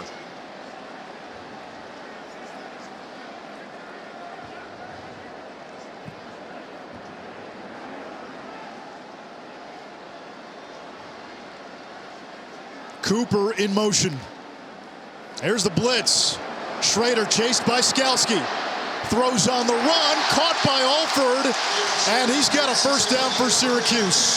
The 6'5" freshman from Montreal. Coach is telling us he's got a high ceiling, and certainly he looks the part. And now they're trying to get back and use some tempo again here, but watching this play, Skalski just turns scot-free. This is just a great extra effort play by Garrett Schrader, who now, once you took the thinking out of it, he's running for his life. A lot easier to cut the ball loose. Both of these quarterbacks at times trying to place the ball a little bit too much. This is Schrader's 4th consecutive start. Tommy DeVito opened the season as the starter. Play action. Schrader took a big hit. And he lost a yard, 2nd and 11. Orororo and Skalski in there. Got to give Schrader credit. That's a big, tough kid, because James Skalski coming downhill at you, that defensive line. That's a shredder of a unit. But I love Syracuse starting to build in, showing them we're going to go downfield. You max protect, you keep a lot of guys in there. Just great coverage by the secondary. 2nd and 11, 4-man rush.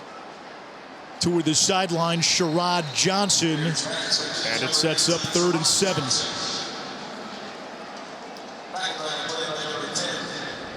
One of the things we haven't seen a ton of yet, they tried to set it up on the last 3rd down. Sean Tucker is a receiver. Very capable out of the backfield, career highs for him this year. In this opportunity, we know so much attention paid to him in the rush game. You've spread it out wide enough to where maybe you can get him matched up on a linebacker in the middle of the field. Tucker had the game-winning touchdown catch against Wake Forest. Clemson showing blitz. Instead, they'll rush 3. And that's a low throw in the direction of Jackson. And it's 4th down.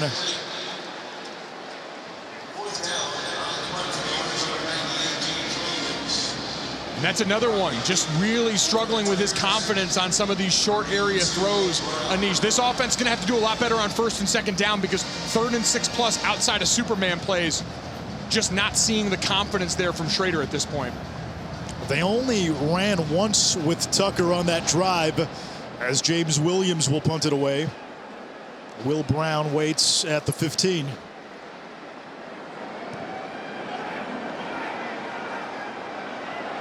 Brown makes the catch, backtracks, took a big hit, almost did a headstand after a 36-yard kick.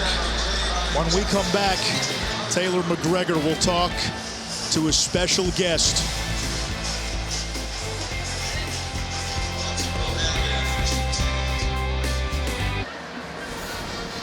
The number 44 holds a special place here at Syracuse University, worn by Jim Brown, Ernie Davis, and then Floyd Little continued that tradition. Little, a 3-time All-American in the College Football and Pro Football Hall of Fame. He wore that number 44. He passed away on New Year's Day. He was honored at halftime. His legacy. And Taylor McGregor right now down with Deborah Little. Thanks so much, Anish. Deborah, you mentioned legacy over and over again during halftime. How do you hope Floyd's legacy is carried on here at Syracuse? I hope that these students at Syracuse University will remember Floyd as one of the greatest number 44s here at Syracuse University. I hope that they will do assignments on the great legacy that he left behind, on the life of the man, on the character, on the great work that he did, and practically everything he touched, he was just great at it and succeeded at it. And I hope that that's how they carry on his legacy, by talking about him and keeping his memory alive. What did the number 44 mean to Floyd? Floyd made no secret of the fact that he came to Syracuse University because of Ernie Davis. Jim Brown, number 44. Ernie Davis, number 44. And he gave Ernie his word that he would come to Syracuse University. And so to wear the number that Jim Brown and Ernie Davis wore made him one of the proudest football players here at Syracuse.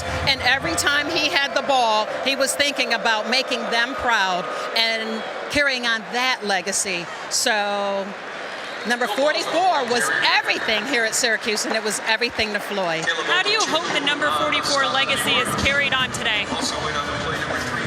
Well, you know, the number 44 is retired here at Syracuse and at the Denver Broncos, and I hope that Syracuse University will keep that number in retirement until they find a player who demonstrates the character, the morals, the ethics, and the outstanding athletic ability that Jim Brown, Ernie Davis, and Floyd Little demonstrated, as well as dynamic academics. Appreciate your time. Thanks so much. Anish? Thank you, Taylor. You can feel the infectious energy and the love in the voice of Deborah Little. There's a lot of chatter as we have a flag down. Should Sean Tucker wear the number 44? It's not going to happen this year. Offside. Defense, number 93, lined up in the neutral zone. 5-yard penalty, second down. If Tucker continues on this path, it's certainly worth a discussion at the very least in the offseason. And Floyd Little's memory in these parts, it's special. You heard his wife talk about following in the footsteps of Jim Brown and Ernie Davis, who was the first African-American to win the Heisman. Dino Babers told us when he took the job, Floyd Little was the first person that spoke to his team. He showed us on our call with him the picture of Floyd Little that he has on his desk in his office. And he talked about the character of that man as we see the sack on the play by Justin Maskell. Beg your pardon. Stephon Thompson on the play here. So much orange on the field, but just to put a cap on that, Anish, that character permeates through this program. That number mattered to Floyd. It matters to a lot of people here. Great to hear that from Deborah. And the zip code of Syracuse University, 13244. Every university phone number starts with 44, then 3. It's third down. Oyunglele to throw. He's got time, wants Ross, skipped it, and Clemson will punt.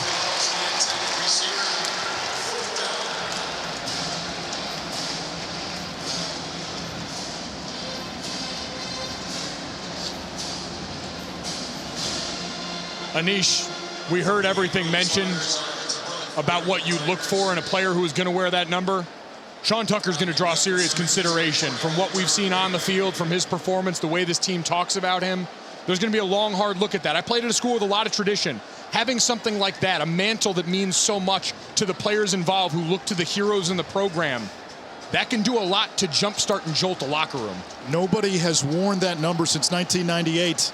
Rob Conrad, the last to do it.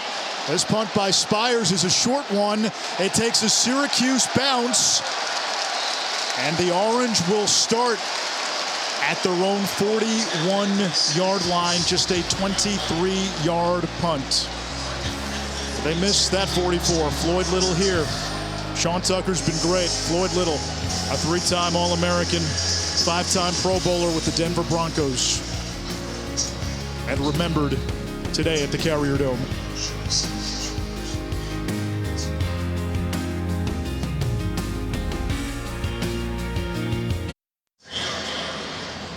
Syracuse taking over at its own 42-yard line.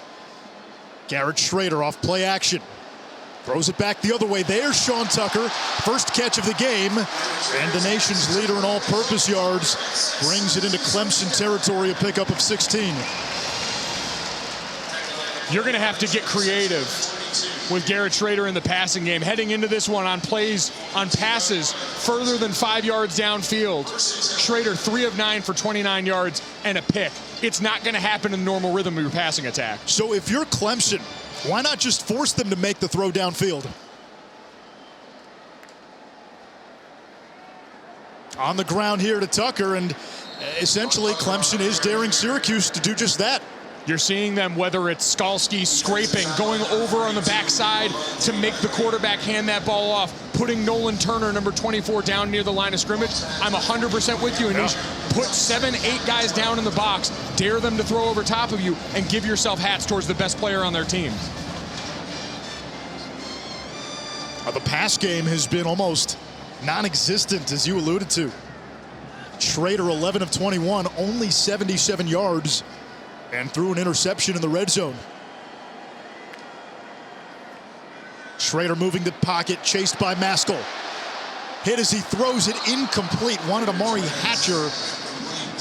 And there you go again. We told you earlier in the game, on throws 15 yards plus downfield, he's only completing 20%. Now across the 50, you got to treat this like 4-down territory, which means screen or draw is in play here. We saw a ball go to Schrader once. They love to slide the line, get their running back to kind of bluff past an end and give him the ball, but you've got to do something here to try and just eat up yards, and I think you're going for it on 4th down here. 2 downs to get you 12 yards. Play clock at 2.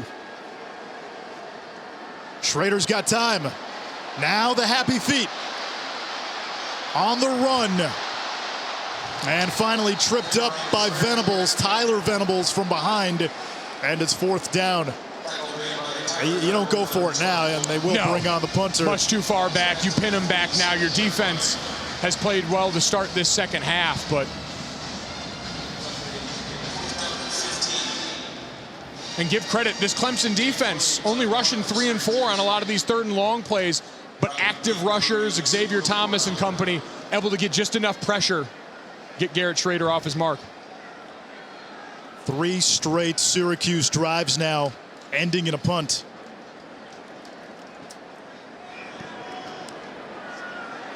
Over the head of Will Brown. And it's downed by Syracuse at the 2-yard line. Oh, that's punter you for you. Whatever publication does one of those position lists next, put some respect on Syracuse's name. The punt room here for the brand. Somewhere, Pat McAfee standing and applauding. Jorts on in his apartment. Tomorrow on the ACC network.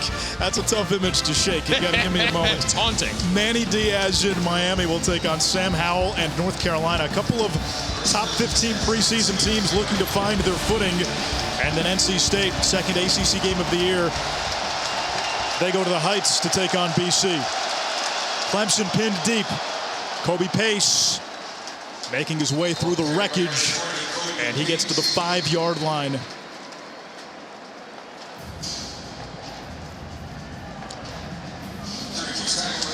Syracuse defense going to be loaded up to stop this rushing attack right now. This could be a good chance to get a one-on-one matchup on the outside.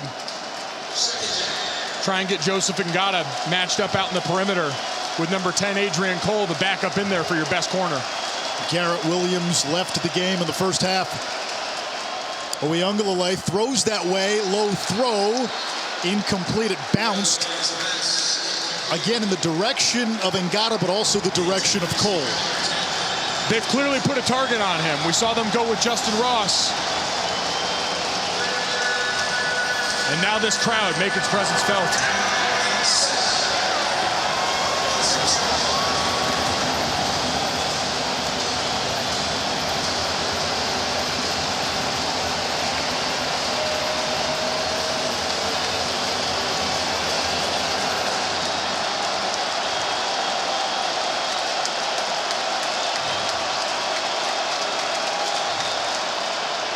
Oyunglele will run. and is tackled across the 15-yard line, and he's got enough for a first down. There's the quarterback run game we see from Clemson. Dino Babers told Taylor McGregor coming out of halftime it was one of the biggest adjustments they have to make. What a backbreaker there for Syracuse on defense. I thought that was what they really found against BC. 12 rushing attempts, only 50 yards, but that threat, being able to get an extra hat for your blockers up front, huge. Under center now, Kobe Pace. Not much. Trevor Lawrence, Deshaun Watson, those were two quarterbacks who could get outside the pocket, run, make plays. Uyunglele, a little more like Taj Boyd, who really started that trend. Remember how much quarterback power Clemson ran with Boyd. I mean, think about the play, one of the first ones where DJ announced his presence last year, that quarterback power against Miami, trucking defenders in the secondary.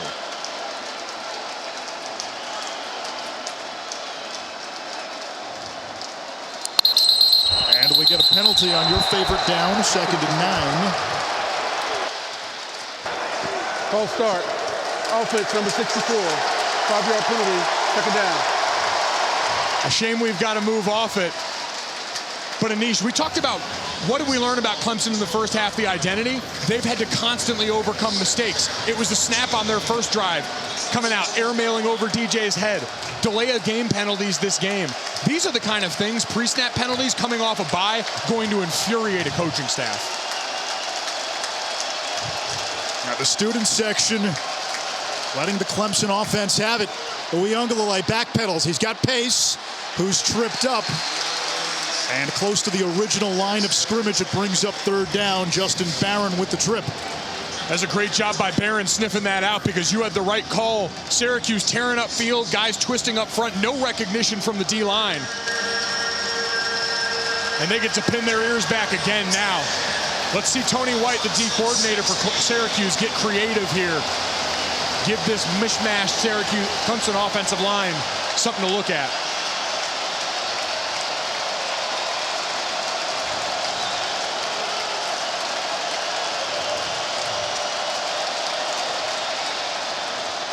Uyunglele's throw incomplete. Wanted and got of the coverage by Deuce Chestnut, and you hear the chants of Deuce. This was a defensive backfield that had 2 third-round picks last year, Ife Melifonwu and Andre Sisco. Garrett Williams was their understudy, really learned from them, and now Williams has been the teacher for Chestnut. They go get Mexican food. They go into the film room late at night. It's become a trend for those two. And they room together on the road. And I think all those opportunities for exposure to Garrett Williams, who is a pro with his process, you want him to learn all of those work habits from one of the veterans in your secondary. Spires punt, fielded by Pena near midfield, tackled immediately. 38-yard punt, no return. Player Spotlight is brought to you by Tide, and we shine the spotlight on number 34 for Syracuse. I mean, what else can you say? Averaging 9.1 yards a carry during this game. We saw him finally getting involved as a receiver on the last drive. And based on what we've seen from Garrett Schrader, limited ability to push the ball downfield, they're going to have to get even more creative with him in the screen game, in the short passing game, matched up with these linebackers for Clemson.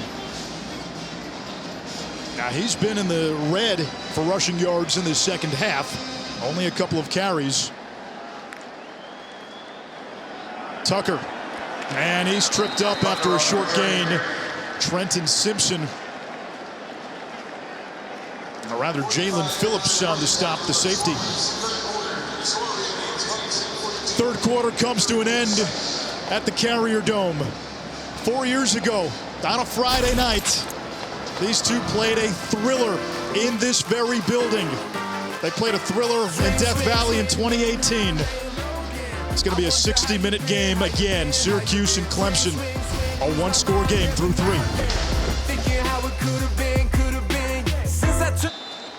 A 1-score game as we enter quarter number 4. Anish Shroff, Mike Golick Jr., Taylor McGregor with you. 2nd down and 10, Syracuse. Good field position. Schrader is hit, and it's dropped by Alford. So 3rd down coming up If you're just joining us, Clemson got on the board first, a touchdown catch and a SportsCenter top 10 worthy one from Ngata. Syracuse answered after a long run by Sean Tucker. Garrett Schrader punched it in. And then Clemson scored on a Kobe Pace run in the waning moments of the first half. Neither team scored in the third quarter. It's been tough sledding in this third quarter. Q's backed up again right now. We've seen Clemson content to just rush 3 or 4 and get after the quarterback, although this time, a lot of bodies. Here comes the pressure. Schrader's throw for Alford, juggled, incomplete. Sheridan Jones in coverage. And right now, if it's not a bubble screen or something to a back, Syracuse really has nothing downfield in the passing game. They've had nothing really offensively so far. Sean Tucker in the first half, 12 carries for 132 yards. In the third quarter, 3 for -4. And Anish, 14 of those 15 carries have come on first down. This offense has become too predictable, too stagnant right now. You've got to start mixing up the play calls because you don't need to give Brent Venables any more advantage than he already has, being as great as he is. Good punt here by Williams. Brown muffs it. And able to cover it up for Clemson. Near disaster for the Tigers there. From plan to play, brought to you by Northwestern Mutual. Syracuse's defense has kept the orange in this game.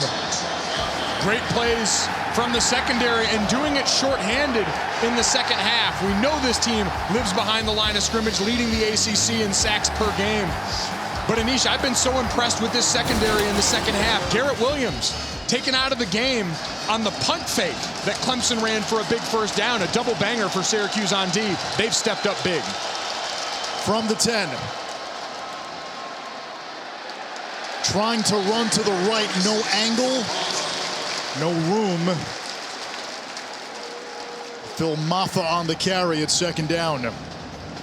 We talked about trying to have that influence on Darian Chestnut from Garrett Williams, holding the edge on a play like that. It's not sexy, it's not coverage, but it's necessary. He was able to extend that play, use the sideline as his friend. That's an incredible job by a freshman.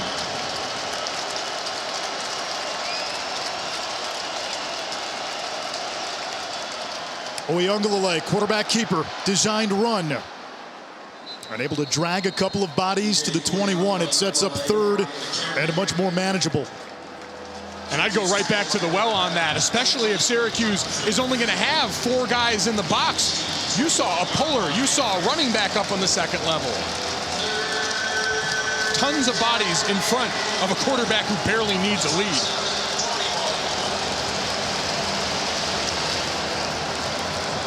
Two tight ends in the game, Allen and Ennis.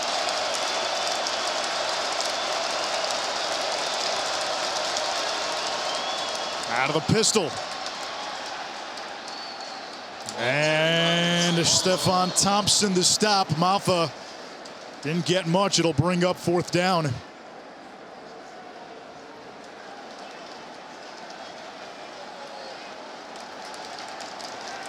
Or excuse me, it'll bring up third down.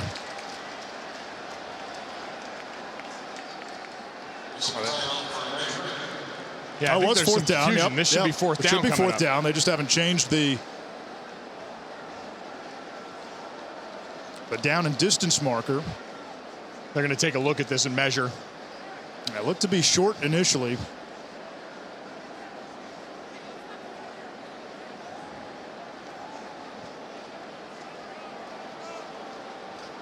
Yeah, that's going to be short.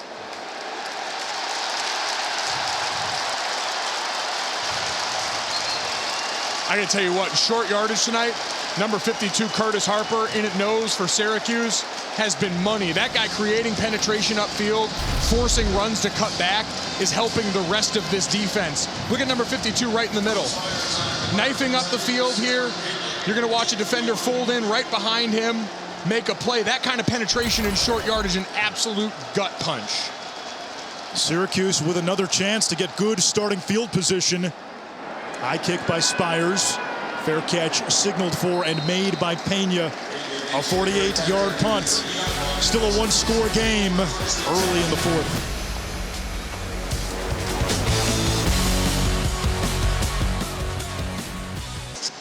College football primetime on ESPN, presented by Ram Trucks. A Friday night doubleheader just getting started here at the Carrier Dome. Cal, Oregon. That game follows us. Beth Mowens, Kirk Morrison, Dawn Davenport will have the call over from Autzen. Syracuse second half, the offense non-existent. And a penalty. We get a whistle.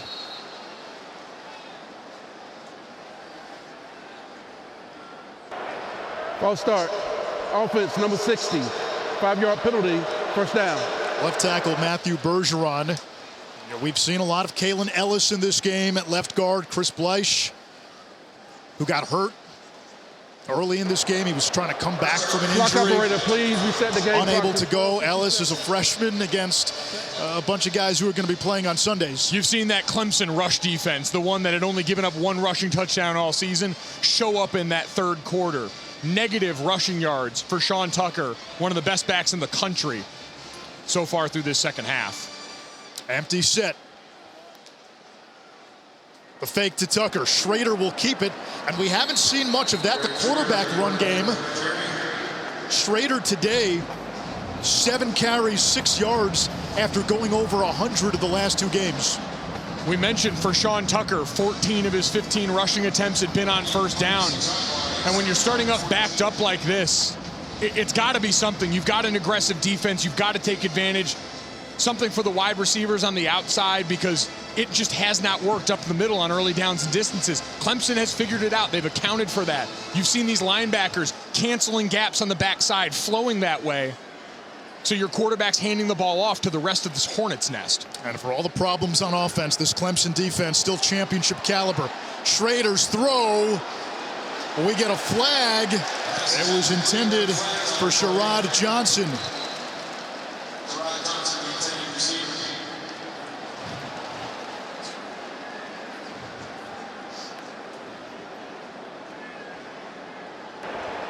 Pass interference. Offense, number 10.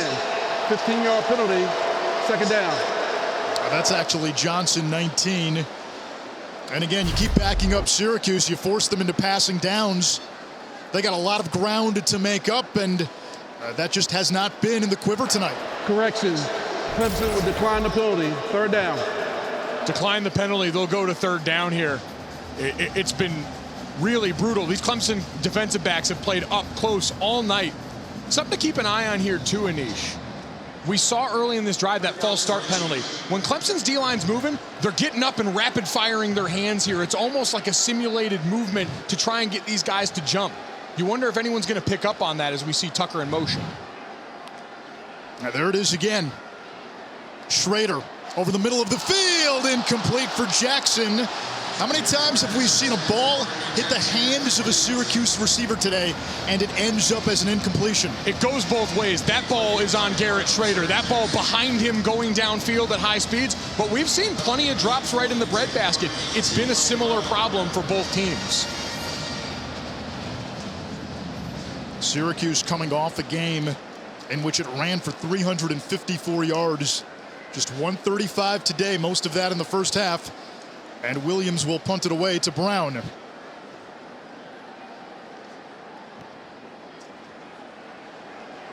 Brown retreating. Breaks a tackle. And subdued at the 30.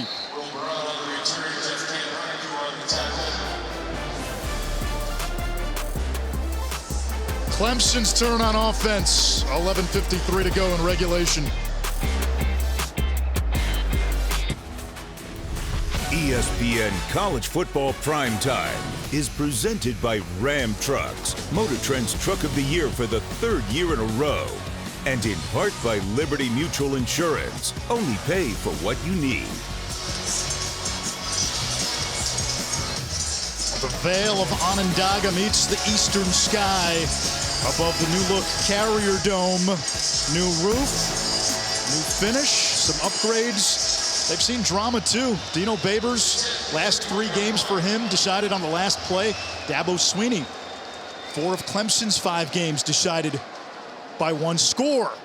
Now they sold the play action. They've got Davis Allen in the open field. A flag down at the end. Allen's helmet came off. He's to midfield.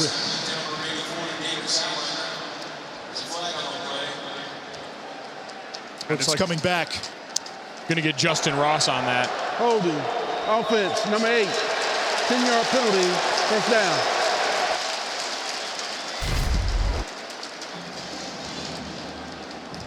Had exactly what you wanted. Sneak Davis out of the backfield. And then you're going to watch 8 here, grabbing and holding in space.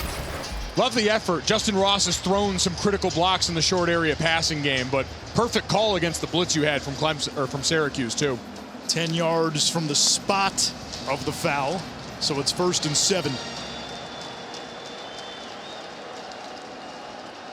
Uyunglele pumps twice. Downfield, he's got Collins. Those two played high school football together for a couple of years at St. John Bosco out in California. Great pump fake by DJ, and now getting a little tempo here, starting to go back downfield. That was Clemson's biggest play of the game, 36 yards. First play over 20 yards tonight for Clemson. On the ground, and a strong run through the contact. Kobe Pace.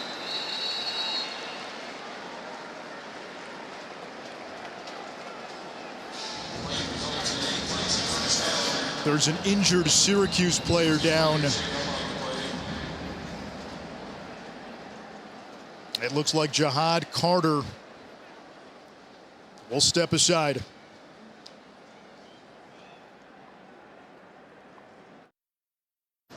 Tonight's game flow brought to you by Progressive.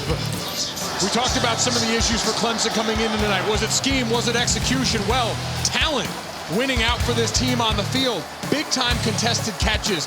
Davis Allen, Joseph Ngata, and Justin Ross all skying to make plays. These are just my better is better than your better balls on well-covered plays.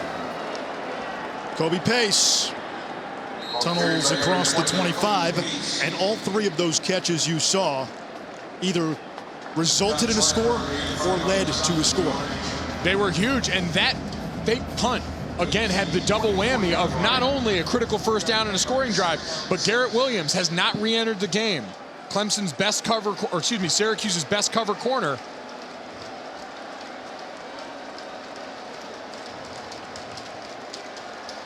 Syracuse backs off the line. Uyunglele throwing downfield and way too far, intended for Ngata.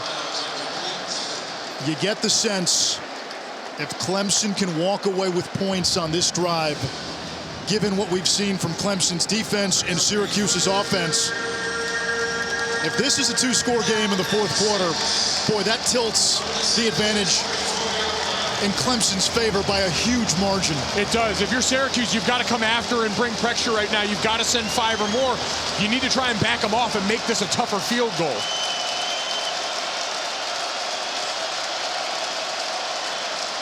On 3rd and 6, Uyunglele looking to run. He's going to be short. It's 4th down. And the kicking team will come on for Clemson. B.T. Potter, 4 field goals made last time out against Boston College. Anish, after seeing him go downfield on some of this drive, underwhelmed by the 3rd down play call there. This seems like a team starting to lean into the fact that it's not going bombs away like it normally has, playing too conservative. A 40-yarder.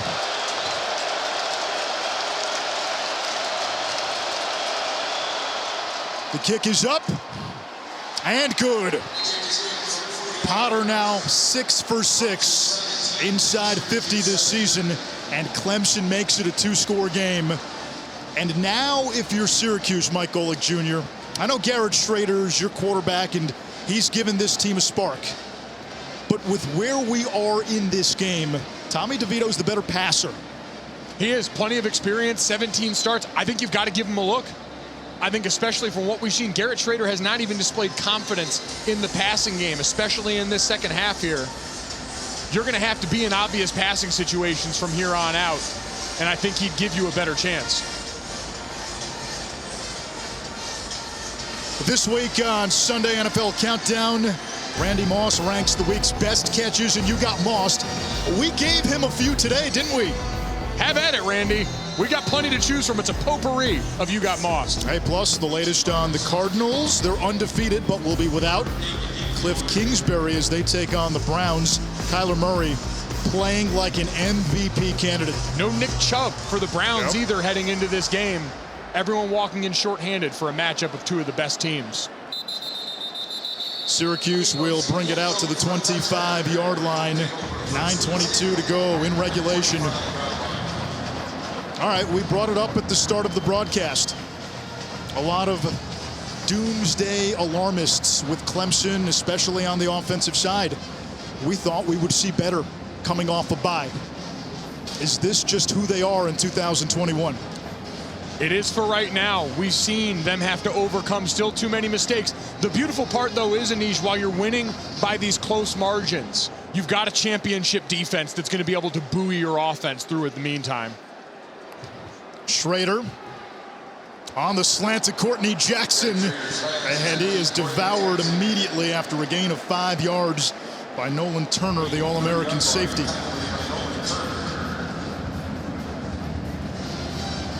We've talked about it since the beginning of this game, Anish. I think you've got to give them a double move at some point here. Everyone crashing down for Clemson, and there's got to be more urgency for Syracuse on offense to try and put them in a compromised position. Top of your screen, press coverage. Sean Tucker. And he finally gets out of the red here in the second half after 130 plus in the first half, and he picks up a first down for the Orange. We mentioned leaning too much on first down run. It's amazing what a difference it makes when all of a sudden the defense isn't loaded up expecting the same thing.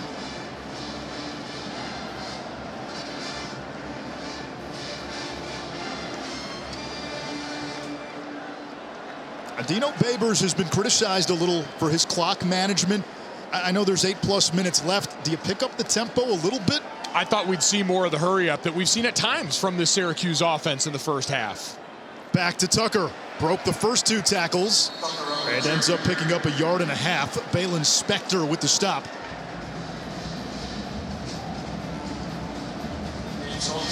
Especially in East because you've displayed no desire to go further down the field. It's been 5 yards and in. Which is asking a lot to do that consistently against this defense. Because in addition to the talent on this side, the biggest difference, discipline. Clemson has not allowed a fourth quarter touchdown on defense this season. They are closers. So coffee for Clemson. Schrader on the run. Throws off balance, nearly intercepted by Goodrich. Now you can argue the biggest play in this game was a pass by Schrader that he should not have thrown earlier that resulted in a Clemson interception and thwarted a Syracuse scoring drive. How many times have we seen the boom or bust Syracuse passing offense that is Garrett Schrader rolling out to the right, rolling away from pressure, and throwing a YOLO ball up there? Some of them have been caught for big gains, and then the others have been disaster or near disaster like we saw there. I like that. Let's use that YOLO ball. Schrader won for his last 7. 3rd and 8. Delayed pressure. Schrader downfield for Pena. Makes the catch in traffic. He gets away. Touchdown, Syracuse.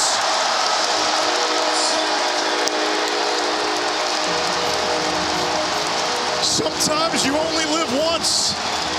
That's the motto, Anish. YOLO indeed. The demise of Garrett Schrader premature. The leap in the end zone, this one's in across the plane. But on the other side, your quarterback takes an absolute shot on a dual pressure. The touchdown. The previous play is under further review.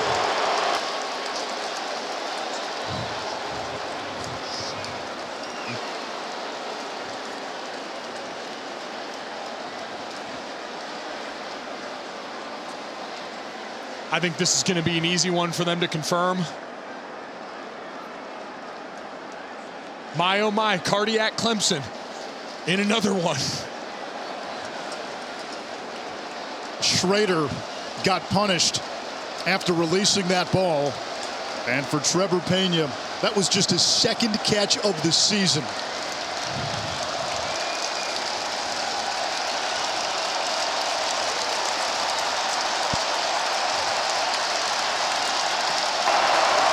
After further review, the rule on the field is confirmed.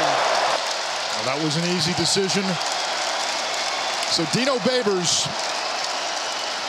going to the YOLO play twice. It worked the second time. And it worked because his quarterback delivered an absolute strike. Now listen, these two teams have showed us, you put them together, they're going to play a close game. Everything has been tough this season for Clemson. Syracuse the last 2 weeks. Lost on the last play, beat Liberty on the last play. Schmidt hits the PAT, and here we are.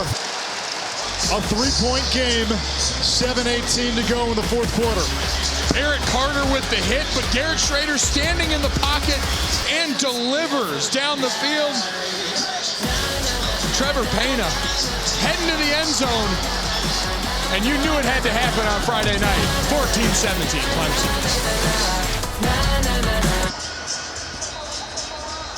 Garrett Schrader to Trevor Pena, 62 yards, and it's a 3-point game with 7:18 to go.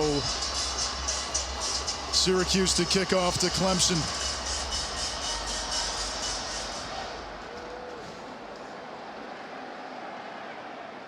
And we check in with Matt Barry. Guys, got a quick studio update for you. The Pac-12 game on our ESPN Friday night doubleheader. Cal and Oregon's going to start over on ESPN News, and then we'll bring it over here to ESPN at the conclusion of Clemson Syracuse.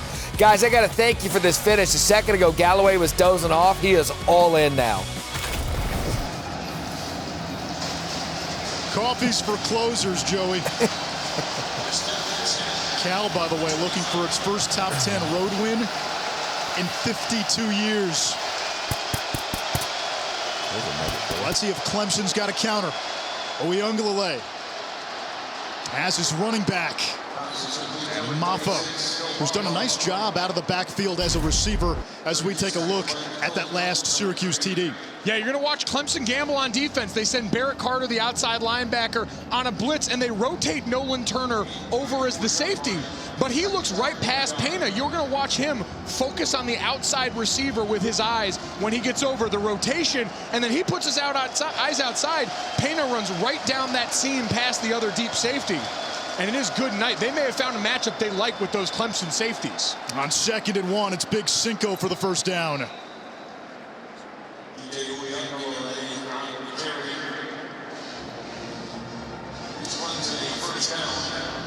We talked about the slow pace on the other side for Syracuse. It almost looked they were running 4-minute offense down late in this game. Clemson now can take the time to eat this clock, milk this thing, as they do what this offense has done all night, matriculate slowly downfield. Oyunglele keeps it. And the zone read to the 40-yard line, a gain of 4, 2nd and 6. Both teams with the full complement of timeouts. Been a fun one tonight. Anish Shroff, Mike Golick Jr., Taylor McGregor.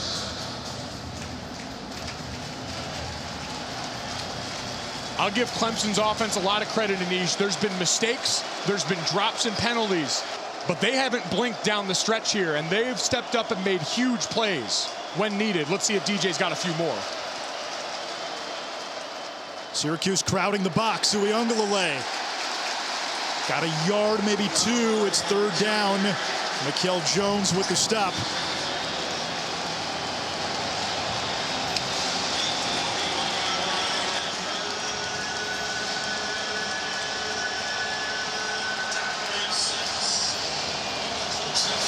We saw him earlier in this game hit Davis Allen coming out of the backfield. You wonder if they get Sage Ennis that same chance, because I got to imagine Syracuse is going to bring bodies down here, try and rile up DJ in that backfield.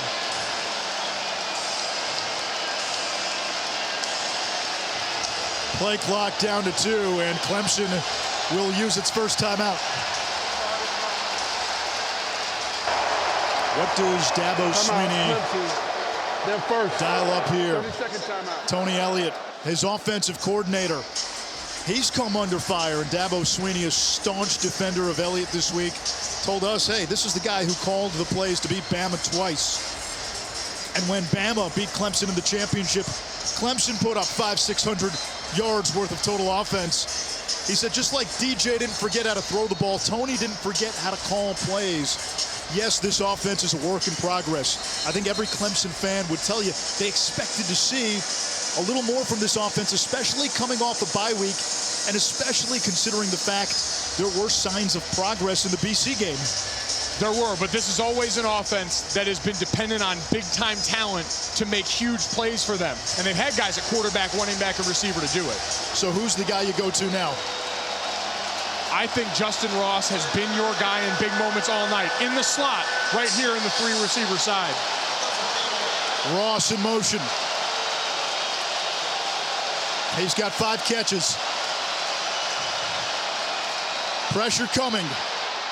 Incomplete. They wanted Ross, covered by the safety Eric Coley, and Syracuse's defense forces a punt. You know who else knew it? Syracuse on defense. Great job being physical again all night. These defensive backs have been allowed to play. You get a great 3-man game up front with the D-line to get a little pressure on DJ. And boy, oh boy, hold on to your butts. Trevor Pena, who had the long touchdown catch, waits back at the 19. The punt by Spires. Chases Pena back from inside the 10. Slips one. Stiff arm across the 20 and a flag back at the 15.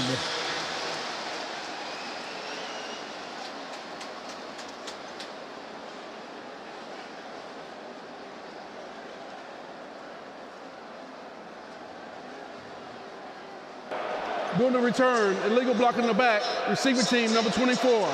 Half the distance to the goal, first down, Syracuse.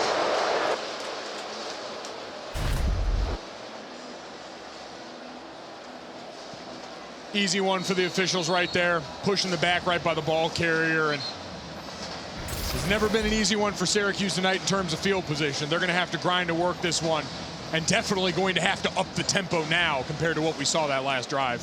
Very little has come easy for both of these teams this season. Clemson 1-1 in conference play. Syracuse 0-2. This is the Tigers' first game as an unranked team since November 22nd of 2014.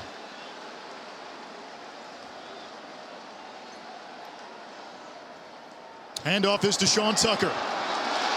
Bullying through that Tiger defense close to the 20-yard line. And he's got a first down, a run of 12, his best play of this second half. And now you're starting to see a little tempo from this Q's offense, up on the ball, ready to rock. And a flag.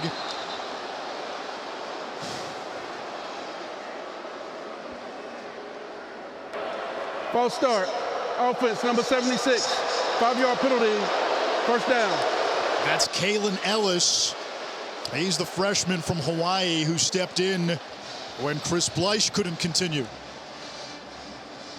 Big player, a guy they think has a lot of upside here. Tons of athletic ability at his side, but having to hold your water in these critical moments where that youth shows up. Last week in the loss to Wake Forest, Syracuse went on a 94-yard drive at the end of regulation to tie the game. Schrader pumps, moving the pocket, throws back over the middle, incomplete for Elmore.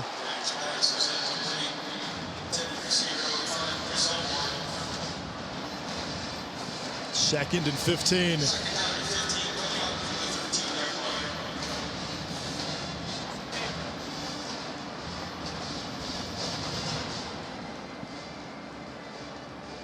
Elmore checks out. They'll bring in Devon Cooper. You're seeing them subs to match on Clemson's side for defense here. Yeah, they bring in some big guns, Xavier Thomas and Miles Murphy. Two pass rushing stars on the perimeter there, and now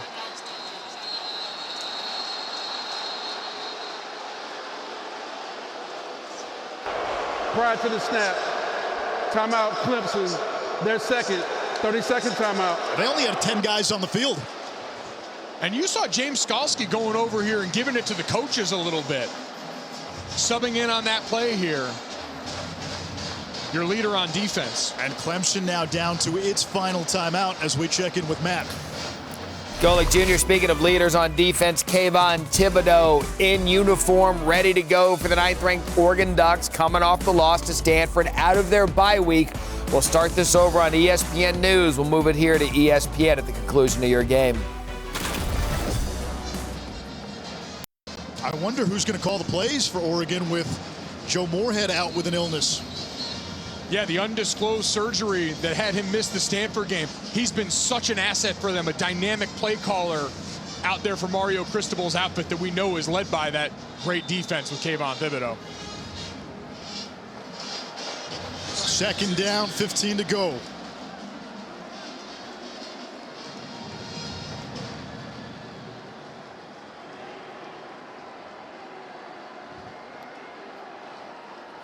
Here's Thomas off the edge. He hits Schrader. Incomplete. That burst by Xavier Thomas. Boy, he just sped off the line of scrimmage. What a career for Xavier Thomas. Trimmed down a lot this year. Active hands on the perimeter and just blows right past Carlos Vettorello. He's looked great this season. I think it's some of the best shape of his career. Well, Trevor Pena is in. Do you go YOLO one more time on 3rd and 15? I think you've definitely got to attack the safeties. That was where you got the great matchup the time before. If you're looking at this Clemson defensive backfield, that's the area where you can find a matchup win. Schrader steps up. Has a wide open Alford, who gets the first down for Syracuse, the freshman from Montreal.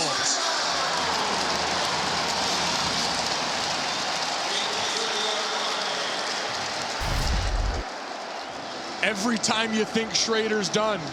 4-man rush here, great job by the offensive line. It almost turns into a Hail Mary situation. And then they're so concerned about Pena, everyone's back past the sticks. And so all Damian Alford has to do is come back to the ball. He's got so much room to run. What do you got, 2 of your last 3 on YOLO now? It's a lifestyle apparently up here. Tucker. And he is met by Xavier Thomas first. A loss of a yard. You know, we talked about all those injuries on the interior for Clemson's D-line. Trey Williams, the freshman, just forklifting the left side of that line. That is a large man wearing a single digit, and you know that warms my heart. He's played exceptional. A snowman in a white jersey. Look at God.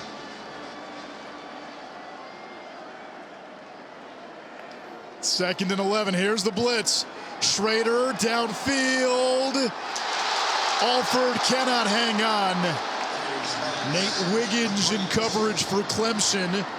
And it brings up 3rd down. Syracuse starting to take more shots downfield, but Alford is down now. Not a lot of depth at that receiver position. Not a lot of proven bodies. Taj Harris, the best receiver for Syracuse, entered the transfer portal.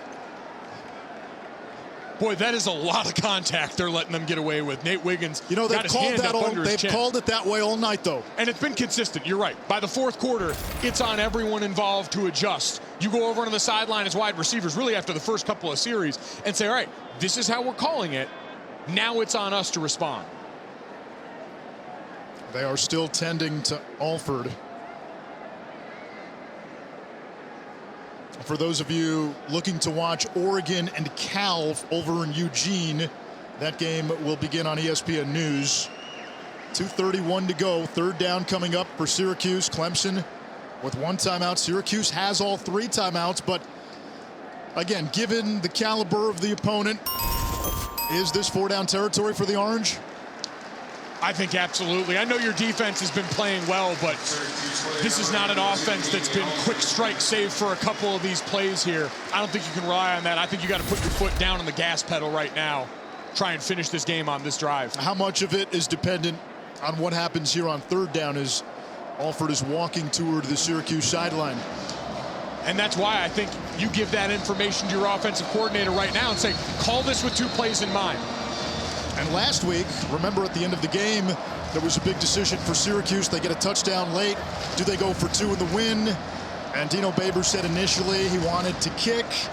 And then after the touchdown decided, no, let's go for 2. They couldn't get back out on the field. There was a delay of game. They end up kicking and go to overtime when Wake Forest won the game.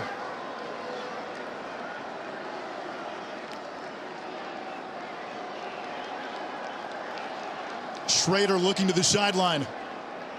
Play clock in single digits. Spector now backs up for Clemson.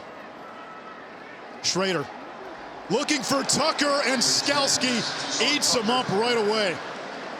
4th down, and we get a timeout from Syracuse, and this is the decision. Timeout, Syracuse, their first 30-second timeout. I think it's 4th in the game right here. I think you're going to have to end up going for it here.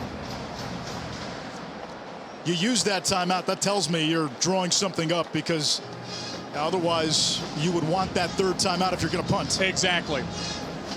So now, what's worked for you? We talked about the big plays, 4 verticals, going and trying to attack these safeties down the seam, using that deep threat to draw something open underneath. You haven't had one necessarily go-to receiver, but it's going to involve this offensive line, I'm sure, getting Schrader on the perimeter. That's where he's been most comfortable tonight, getting to roll outside of the protection, getting on the perimeter almost like a Hail Mary, and then having time to plant and let that thing loose. Syracuse tonight, 1 for 1 on 4th down, 3 for 6 on the season. This is the 9th ACC game between these two. Clemson has taken up residence in the ACC penthouse. Syracuse, for a lot of its ACC tenure, has been trying to fight their way out of the gulags.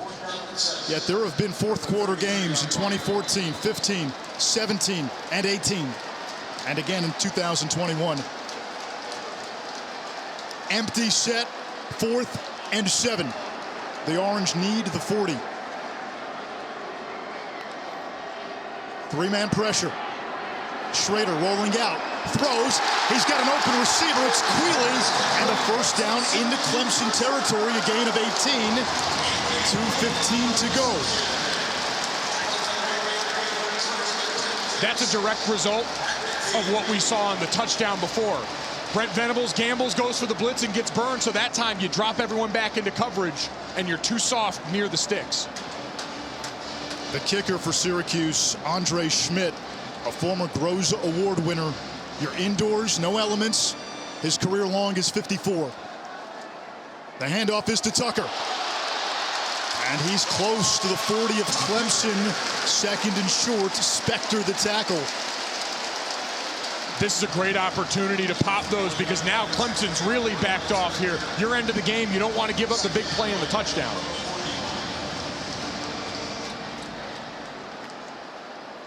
Back to Tucker. And he'll move the chains for Syracuse. This Clemson defense has been here. We saw them make a stand against Georgia Tech late. We saw them make a stand against Boston College late. BC then fumbled it away. So many veterans on this side of the ball. We knew that story with them coming back. All that experience means you're battle tested. You've been in these moments, so the communication from 47 out going to be paramount. Clock continues to run. 1:05 now. Schrader downfield for Quealy, almost intercepted. Mario Goodrich almost ended it. If they score on this drive, Anthony Quealy and the play he made here, receiver turning into a defender. Watch him come back over the top of this. This ball should have been picked, but Quealy comes over the top, punches that thing out. Extra effort, incredible. Abdul Adams into the game. 5 wide on 2nd down. Less than a minute to go. Schrader's throw caught by Jackson. He's to the 32. It brings up 3rd and short.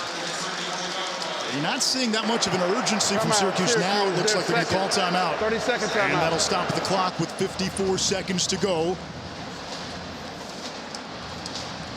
1 timeout remaining for both teams.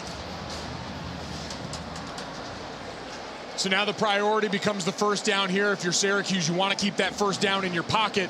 making sure going forward, so if you've got to get the field goal team out there, it doesn't become what we would call a NASCAR situation. No timeouts. You got to have them ready to run out there on the field and the fly. So getting this first down here with only one timeout left, if you've got to get up to the line and spike it after that, that's got to be the move from here on out to preserve that timeout.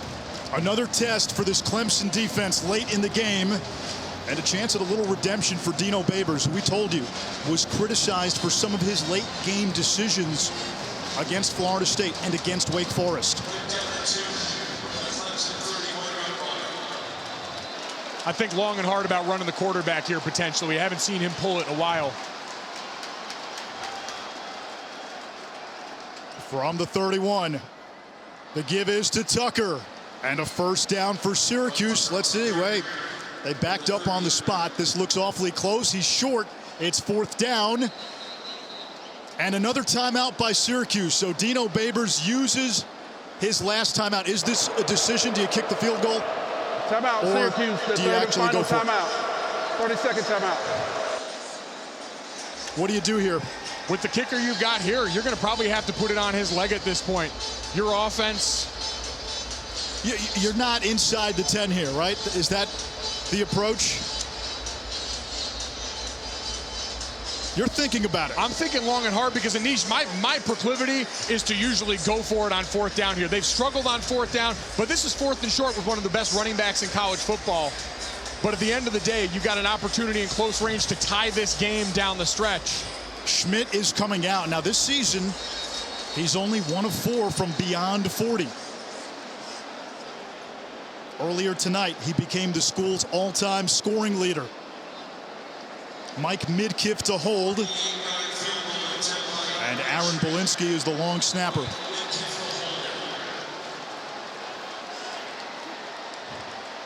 For the tie from 48.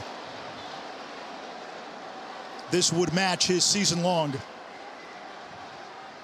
Schmidt's kick is up and no good.